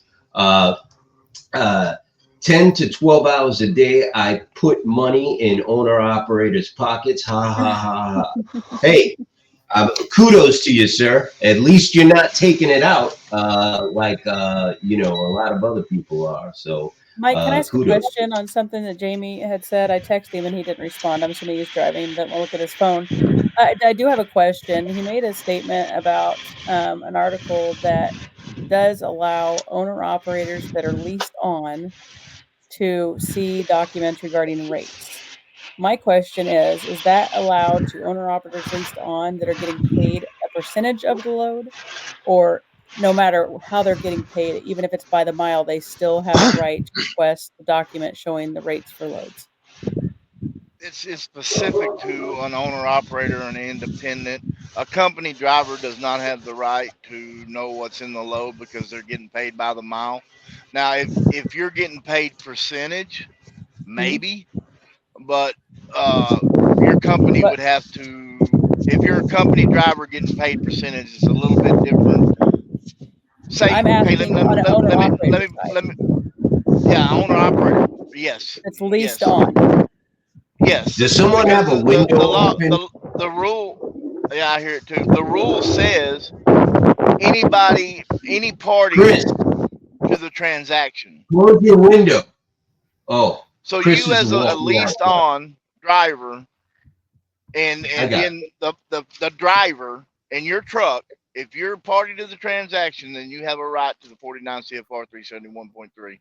That's what it states. Right. Right. Now, If when I was a whoever is company party, driver, when I was a company driver running percentage, I required my rate cons straight from the broker. Now, this was before we got into the 49 CFR 371.3. But even at my company, I required my rate cons directly from the broker. I had to be CC'd or BBBC'd in to the email chain so I could be sure that the carrier was not doctoring the rate cons through Photoshop or whatever other means, which they will do. But Joseph being a lease purchase, you're still part of the transaction, and you should have the right to 49 CFR 371.3. Yeah. Because let me tell you how it works. A lot of these companies, like say I was at Christensen Transportation, they had their own brokerage, so they would they would secure the freight. The brokerage at Christensen Transportation would take a percentage of the load, and then they would bump it down and then give it to the truck and then take a percentage of that as well. So they was double dipping in. They was getting $4 to $5 a mile on their loads, and they was paying their lease drivers $1.25 a mile, then taking 43 cents a mile truck payment out of that, and your insurance and your IFTA and your ELD and all the other accessorials. That's the way they do it. So all these companies that's got their own freight, their own brokerage, they're double dipping into these loads. So if you're a leased on driver, you're not seeing, you're getting it after the brokerage takes their percentage. You're not seeing what's actually in the load. Yeah, I just didn't know. I guess my question was around. I'm sure there's just a ton of owner operators out here that are leased on right now because of the struggle in the industry right now that's going on with the freight. My husband personally has been affected where he is leased on. He is an owner operator. He owns his own assets. He has his own fuel card, does his own tires. He is an owner operator, but he is leased on to a trucking company here in Kansas City. They don't have any company drivers. They only have leased on drivers hauling loads for them. And they switched from the previous owner doing a percentage of the total pay, which they were transparent. They would show them the load confirmation. They would show them the paperwork, and they would pay them a percentage of that load. They switched whenever the ownership changed. They switched from paying a percentage of the total amount of the load to $1 per mile. Does the contract he signed, which I haven't read it in detail enough to know if it says in there, we have the right to not show you paperwork or whatever it is, does a contract govern whether they are allowed or have to show paperwork on the rate of those loads? Or does the rate per mile govern that? Mm-hmm. Jessica, that's where we're at right now. We're saying that the contracts, the waivers that they make us sign are a violation of the law. Congress is the only one that can make a law. They're the only ones that can repeal a law. They're the only ones that can amend a law. So a waiver, with somebody trying to waiver themselves out of a law, it does not work. Okay. Good to know. So if he is a driver and he is an independent owner operator, he should be able to file 49 CFR 371.3 and receive that information. That's what the law says. Okay. Good to know. I mean, Jamie's exactly right. That waiver is null and void, Jessica. That waiver is not legal. We already know that. It's weird because the DOT didn't even know that these waivers were in these contracts. We basically told them. So the waiver is null and void. Before we move on, Jessica, and I really do appreciate your input here. Chris, we're going to come to you. Some people are saying they got to go to bed, and I want to put everyone's comments on the screen. This is Blake Alvarez. False transparency at the time of negotiations assists with security, fighting fraud, and loads going missing. which is critical for Homeland Security right now. I mean, that's just a mic drop. Absolutely, 1000%. I mean, come on, seriously. She's totally right. But there's also another side of that, Mike. Co-brokering is supposed anybody that co-brokers a load, that is supposed to be disclosed to the carrier. So if you've got 4 brokers with their hands in a load, co-brokering a load out, and each one of them taking a cut on it, that is supposed to be disclosed to the carrier. That's illegal though. If they're Hold on, Jennifer. I'm not saying it's illegal, Jennifer. I'm not saying it's illegal, honey. No, I'm saying it's I said supposed to be disclosed. illegal. Well, I no, it's it's illegal not. because we should take one rate and be splitting one rate, not 4 independent. They are updating their contracts now. We have seen evidence of mega brokers, big brokers, sending out new contracts, adding co-broker agreements in them, adding this language in these contracts. So they do agree with you, Jamie. That I mean, that when you break down the rules and the regulations, the law, it does not say co-brokering is legal. It does not say it's illegal, but it doesn't say it's legal. All right. Well, now, Jamie, you see, and this is just my opinion. I know. My opinion is, and I think I have a good idea what Jennifer is going to say.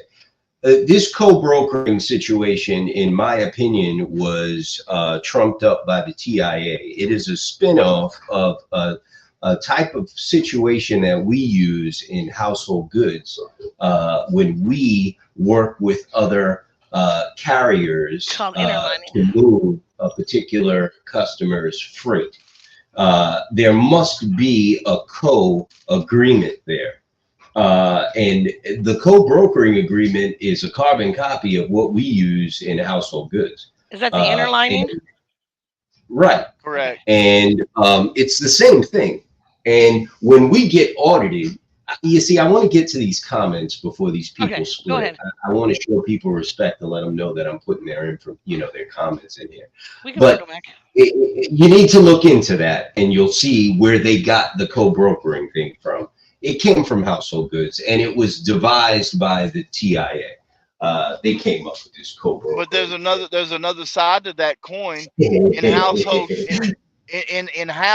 goods, the tariff is still binding, where they done away with the tariff in general freight.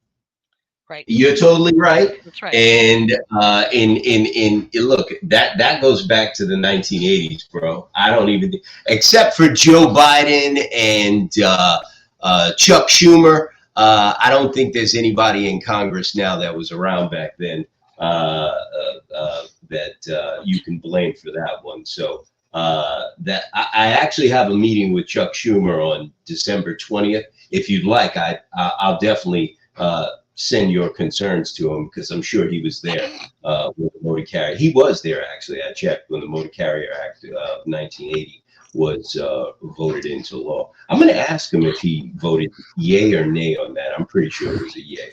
Hi. Who's saying hi? That was Carson. Who? Okay. I was like, is there a ghost? Hi. Hello. Okay. So really quickly here, transparency would also, did I already read that? No, I didn't. Transparency, this is from my friend Ali, who is in Pakistan right now. Ali Dost. If no one knows him, you should. Oh, by the way, we are global. So, unfortunately, fortunately, we get comments and input from people all over the world. The National Owner Operators Association is a global association. Just because some people don't like being put on Front Street, that's okay. I'll do it for them. We are global. Ali is in Pakistan right now, and it's middle of the night or something over there now, maybe early in the morning. But he just said transparency would also expose frauds and scams in the market. USDOT is going for digital transparency, and that is good. This would put a leash on huge corporates and dismantle their manipulation of the market. Real rate data would be generated, and the engineered low rates would be exposed, plus real rate data would help the market to grow organically, not like the inorganic growth TQL had after 2020. Wow. Ali, you got to dumb this down for me, bro. That's over my head, bro. No, I got you. He's totally right. Transparency is needed, and this is this I think is worded excellently. It's worded great, and that's what would happen with real transparency. Thank you, Ali, and get some sleep. So Matt says he's going to Betty Bye. I don't know why. You ain't got no job, man. Matt used to be a freight broker. He signed an NDA, so He's a recruiter now. Yeah. He's a what is he? A freight broker recruiter? Is that a thing? Do they have recruiters? Yeah, and then also he does recruit carriers too for drivers for carriers, I believe. Drivers, carriers. But he does Okay. do the recruiting for freight brokerages too. Did not know. He does both. Boy, you all up in that boy's business, ain't you? Oh, he's talked about it on the Real Talk. He's talked about it. I'm teasing. So freight brokers have agents. Is that what you're telling me? They have agents? Yep. Wow. Must be something. Okay. Well, Matt, good night. I take it back. You do got a job. Transparency stops inorganic inflation. Yellow is a good case study. They made a name in LTL, 99-year-old company, and they went for inorganic growth in 2017. They did mergers that didn't make sense and inflated the economy and made a bubble that ultimately popped and caused a collapse. The investors made their money, the 1% made their profits and vanished, and the trucker segment employees paid the price. Same case with TQL. They went for inorganic growth, took debts, and now they are poop.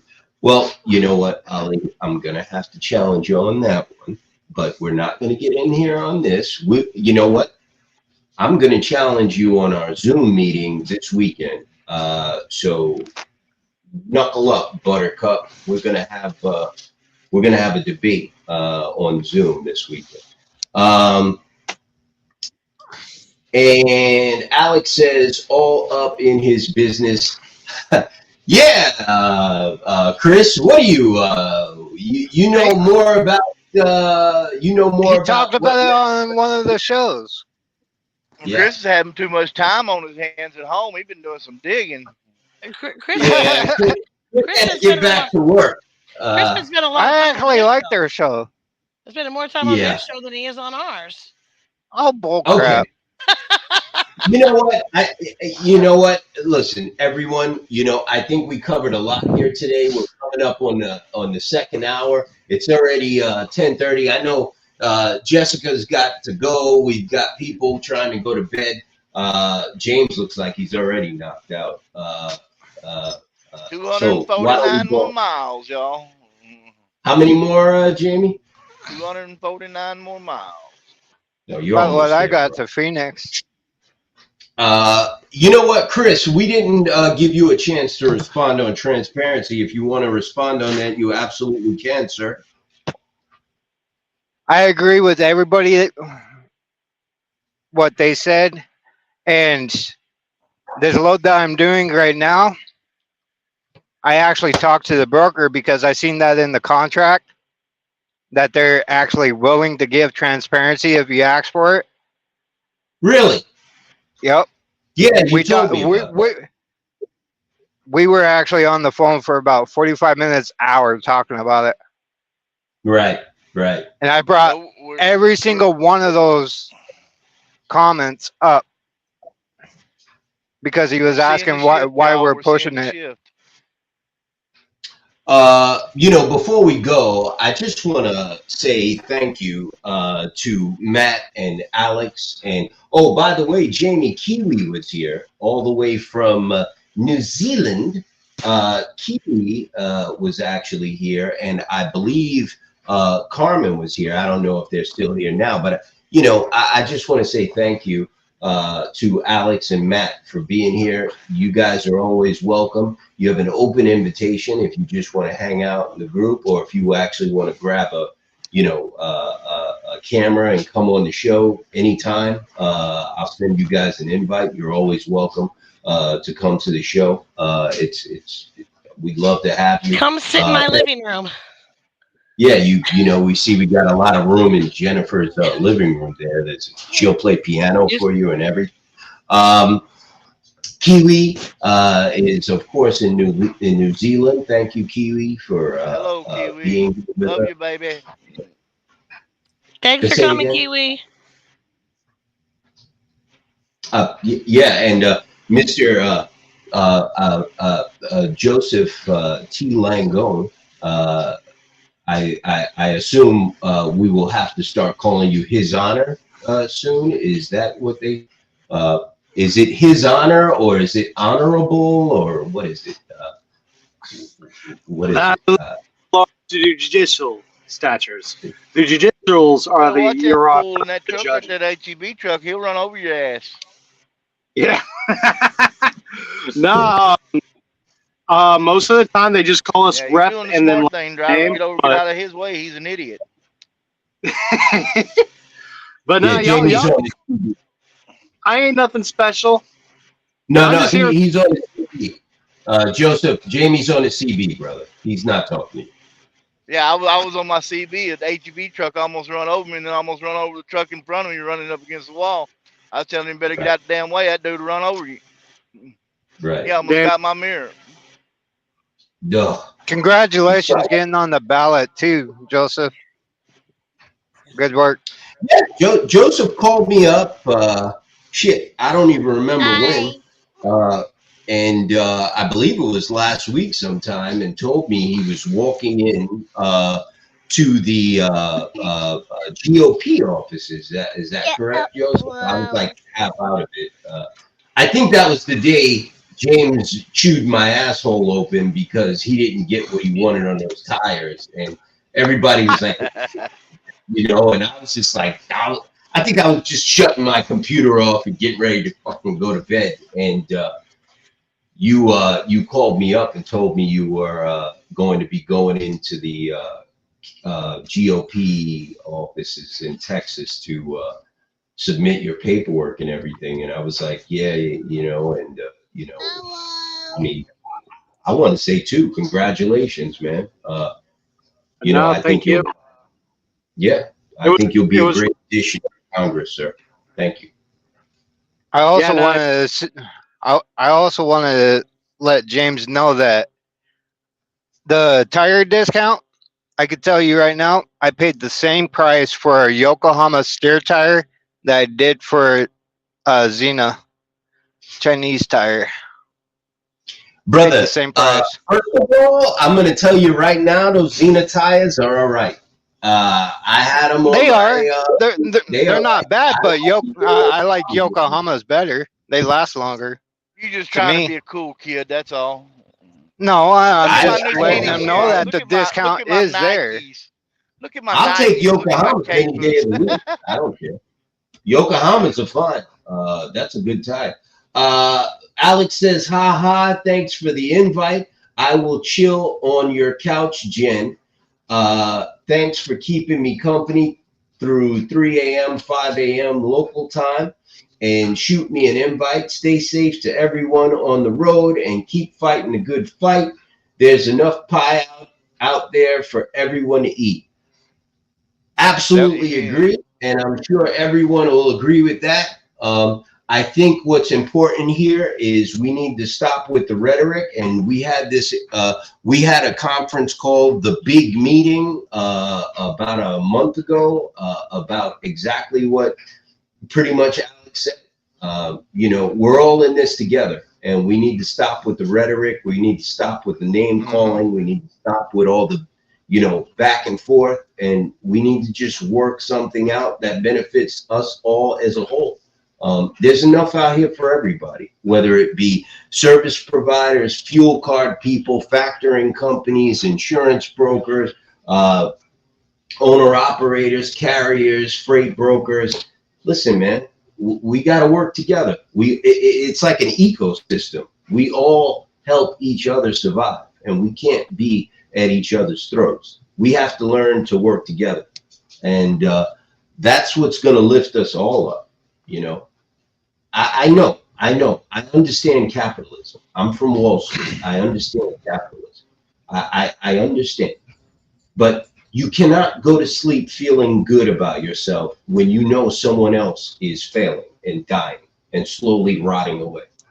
You can't go to sleep feeling like, oh, I'm such a great success, when you know you're a great success because you're killing someone else.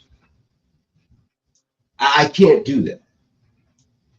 And that's what you call a monopolization of capitalism. That's what you call a broker. I wouldn't do that to a freight broker. Do you understand what I'm saying? I wouldn't do that to a freight broker. And I don't know. I wouldn't either. If a freight broker said, yo, man, I can't pay my bills, I'm struggling, you know, I wouldn't do that to a freight broker. I'd want to know, what can I do to make it better for you? And they need to reciprocate. That's all. We need to work together. Freight brokers can't exist without carriers and owner operators. Although we can exist without them, we don't want to. It's just like Alex said, there's enough out here for everyone to exist. We just have to figure out a way to work together. So that is my final word. I'm going to shut the hell up. I'm going to start with Jessica, and then we'll go around the room. Jessica Dotson, final words on the fuel card or whatever else you'd like to talk about. Yeah, just thank you for everybody on this video, on this chat live group, for standing up for the owner operators. Personally, appreciate that. Doing what we can as a fuel card provider to help save money, and also be, you know, acceptable whenever you need fuel. We have the partnerships that I mentioned earlier. Tires are a big one. That's where we're seeing the most savings for these owner operators. This health insurance, life insurance, 401k, vision, dental is a really good opportunity. It's a really good association to be a part of. It's another mini association with a small membership fee to get these discounted rates. They're aggregating these prices like an employer would, like a mega corp would for their employees. So I think it's a pretty good opportunity for our owner operators out right now with the open enrollment going on.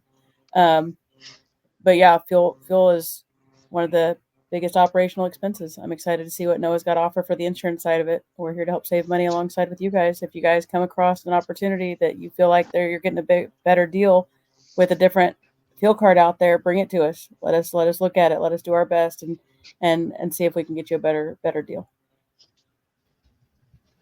And Jessica, if people need to reach you, would like to talk to you or have questions for you, how would they do that? The best option is to email me. You can always call my cell phone. I'll answer when I'm available, but you can call me on my cell phone, which is also my work phone, at 913-563-9908, or you can email me at jdotson@msfuelcard.com. Bingo. I want everyone to know really quickly, and this is serious. Look, I've got a ton of fuel cards here. You name it, I got it. This is the best. This fuel card right here is the best. And it's not because it has Noah's name on it. It is because of people like Jessica and her team and the program that they have created. I will tell you this, try this fuel card out. You won't regret it. You will not regret it. In the middle of the night, when you have an emergency, if you have a blowout or whatever the case may be, this fuel card is a useful tool for you to have in your toolbox if you're out there on the road driving a truck. Other fuel cards, yeah, they're great. You might get nice discounts, maybe whatever. But this one is actually a tool for you to use in the event of an emergency. I would suggest you try it out. Thank you. And thank you, Jessica, for being here. We appreciate you. My pleasure. Jen, you have the floor. Everything's all gravy, baby. We're just doing what we can. Just a squirrel looking for a nut. Okay. From the head of the corporate debt collections division, just a squirrel looking for a nut. LinkedIn is going to really love that. So, Hello.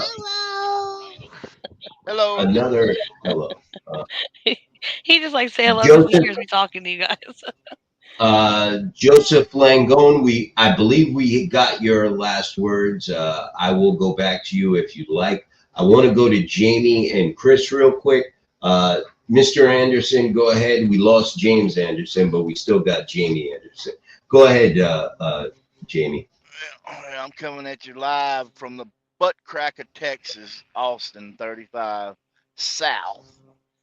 The butt cracker, Texas, y'all. Gentlemen, it don't get no more butt cracker than this. Anyways, wanted to go over a couple things with Jessica and the association. What we got to remember, y'all, is that as a collective, we've got bargaining power as we grow, as we get more people in the fuel programs, the tire programs, things will improve. It will get better. So that's the reason why it's important to join NOAA and join these other organizations we're working with. As the numbers grow, so will our savings and so will our power. Wanted to also put this out there. I put a post in the group yesterday that I got some pushback on. Now, here's what you got to understand. You got people saying, "Oh, well, what's your deadhead? What's your cost per mile to operate? What's this? What's that?" My findings over the last month, and I didn't do this. I didn't even know what I was averaging. I asked Blake yesterday, and she has been tracking my rate cons and putting the information, I guess, in a TMS or spreadsheet, and it come out that right now I'm running at 375 a mile, loaded mile. That wasn't done to brag. It wasn't done for any other reason but to show people there's a different way. You know, the rates right now, we're in a down market, but the rates are still out here. You've got to negotiate and be willing to be patient about it. I mean, these people don't know, well, what's your deadhead? What does that matter?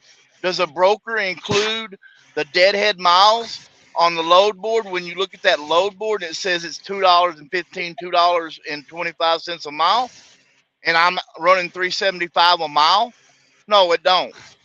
Uh, the rates are here, but there is some truth to, carriers can set the rates, but you got to get a thick skin, get used to hear and know, be patient, and stop jumping on these damn cheap ass loads. Make the brokers pay. They will pay. This load right here is going to Laredo, 550 miles. I got $1,600 on it. Picked this evening and delivers in the morning. The rates are out here now, and anybody can tell you going into Laredo, it's hard to get into Laredo with a decent rate. I'll make $4 or $5 a mile out from down here in Laredo when I get empty tomorrow. Plan, strategize, be patient, negotiate, tell them no, make 100 phone calls a day to 100 brokers. Tell them no. But find the one that's going to say, okay, I can do it. They had this load post trying to get it moved for $1,000. I said, no, man, I just can't do that. I can't do it. It's almost $3 a mile or right $3 a mile is what I got down here. All right. I can't do it. Well, I need a truck. I said, well, you know, I'll do it, but this is what you're going to have to pay me to do it. And he done it. You know, that's what you got to do, man. It wasn't bragging. What I put in there wasn't about bragging rights or nothing like that. I'm trying to show other people that there is a way to do it where you can be profitable. Got people coming at me talking about, well, what are you running, 100-mile run? And Blake is the one that put all the information out there and put it up there. I mean, all the information is there, but then I'm a liar or I don't know what I'm doing in trucking. I got people, I've been trucking 15 years. I've been trucking 30 years. I don't give a shit if you've been trucking 100 years. It don't mean you're fucking good at it. Negotiate. Say no. Turn it down. Sit. Be patient. And I'll park it there. Thank you, Mr. Anderson. Alex has a question for you, Jamie. He says, what's your gross on that rate per mile? I'm averaging $6,000, $7,000, $8,000 a week. I'm running about 1,500 to 1,700 miles a week. I'm setting 2 to 3 days a week because I can't find the load I want. I can't get the rate I want. So I sit there. If it's got to sit there 24 hours, I sit. I be patient. I would rather.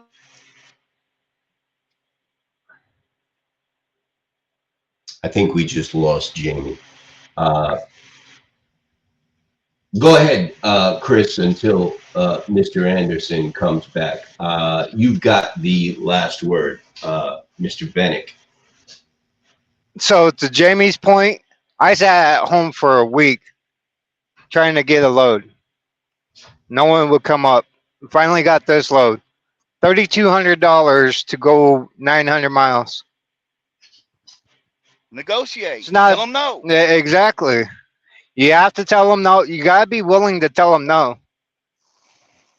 And I'm also going to leave you with something to think about.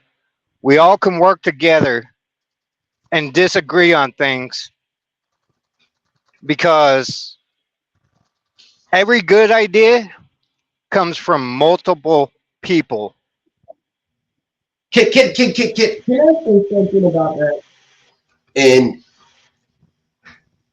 sometimes I think people take it the wrong way. You don't just say, fuck you, no, take that load, shove it up your ass, right? You're polite, you know? Yeah.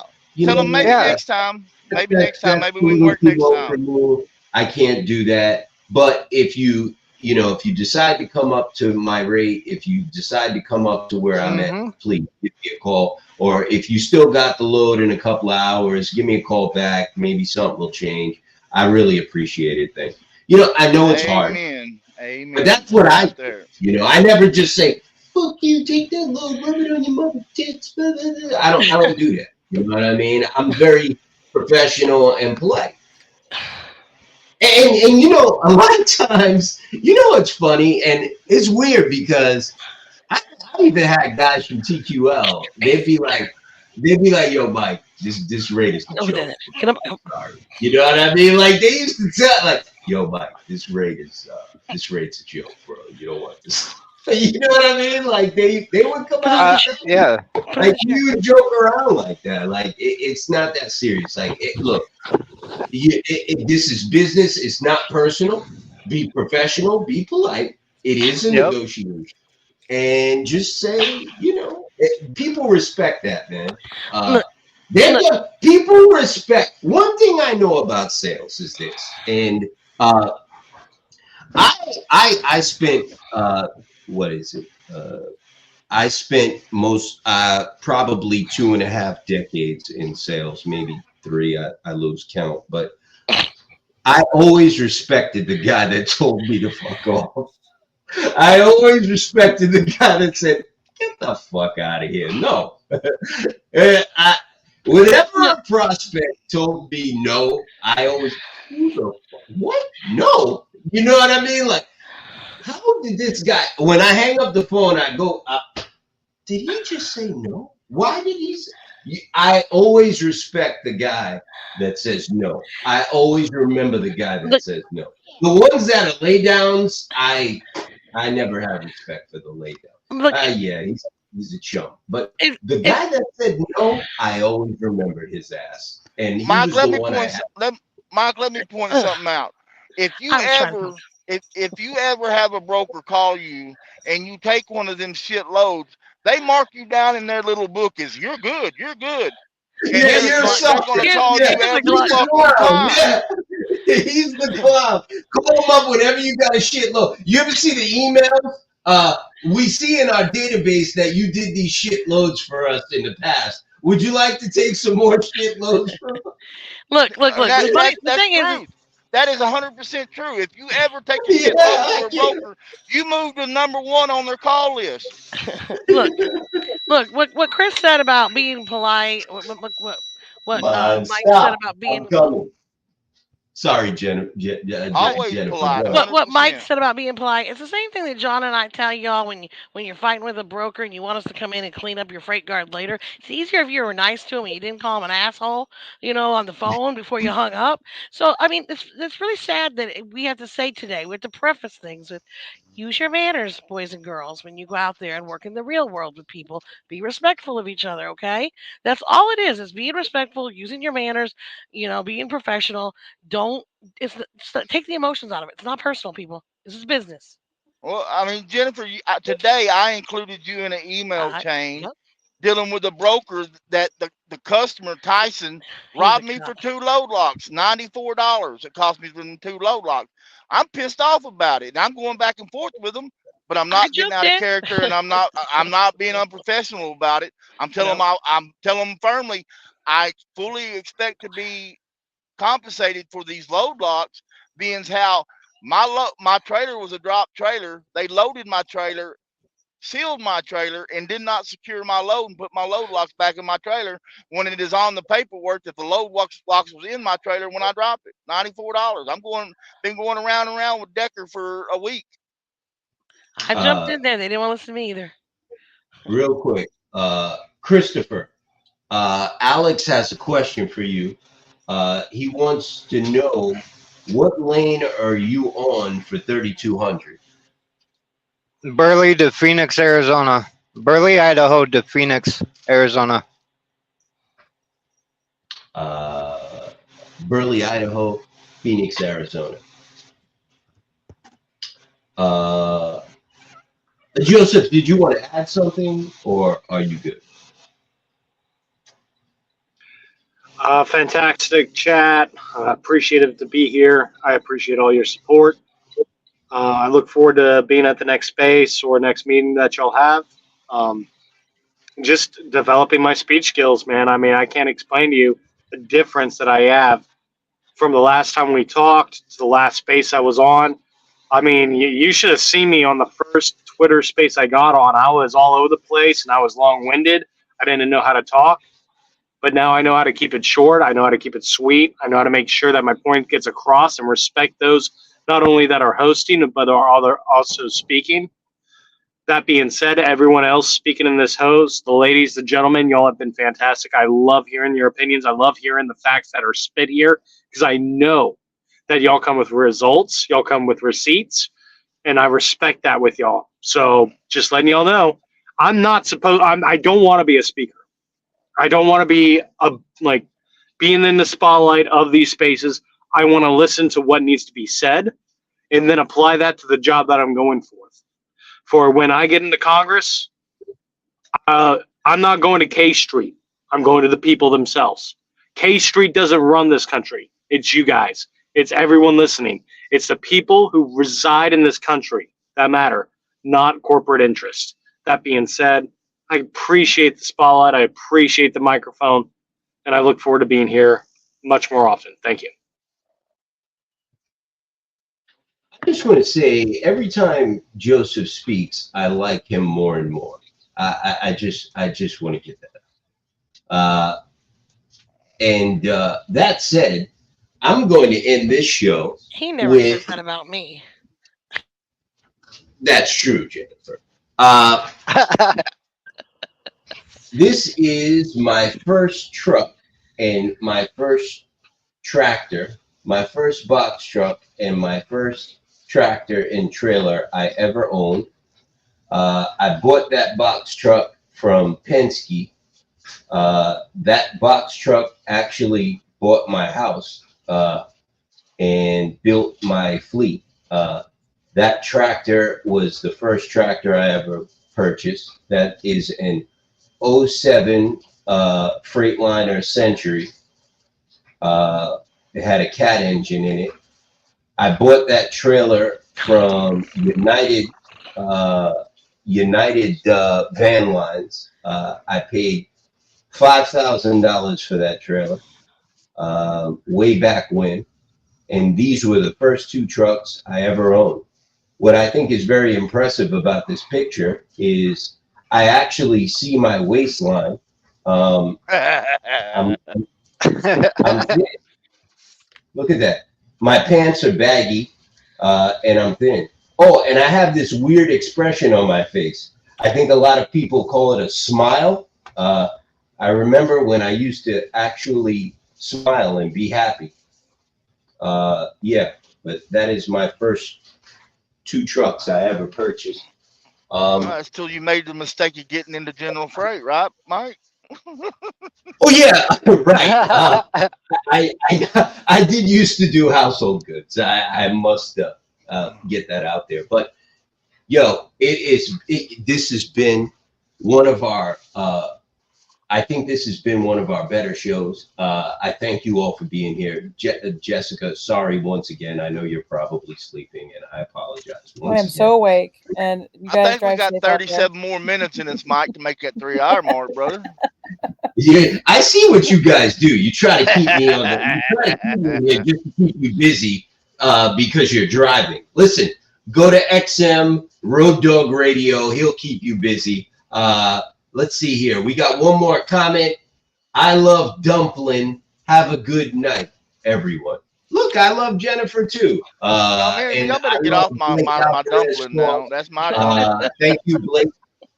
Let me throw a shout out to Blake Alvarez Foss. Love you, Blake. Good job, Blake. Everyone, say what's up to Blake. You guys have a great rest of your evening. We are going to be back here probably tomorrow evening. We're waiting to see, but I think we are most likely going to be back here tomorrow evening. If not, we will be on Twitter, and we will definitely be back here on Friday. Everyone have a great rest of your week. If you're out here on the road like Jamie and Chris and James Anderson, please be careful, be safe, take care of yourself, get something good to eat, stay warm, and we will see you all on Friday or maybe tomorrow. Thank you. Have a great evening. Bye-bye. Good night, everyone. Good night. See ya. Are you staying here, Mike?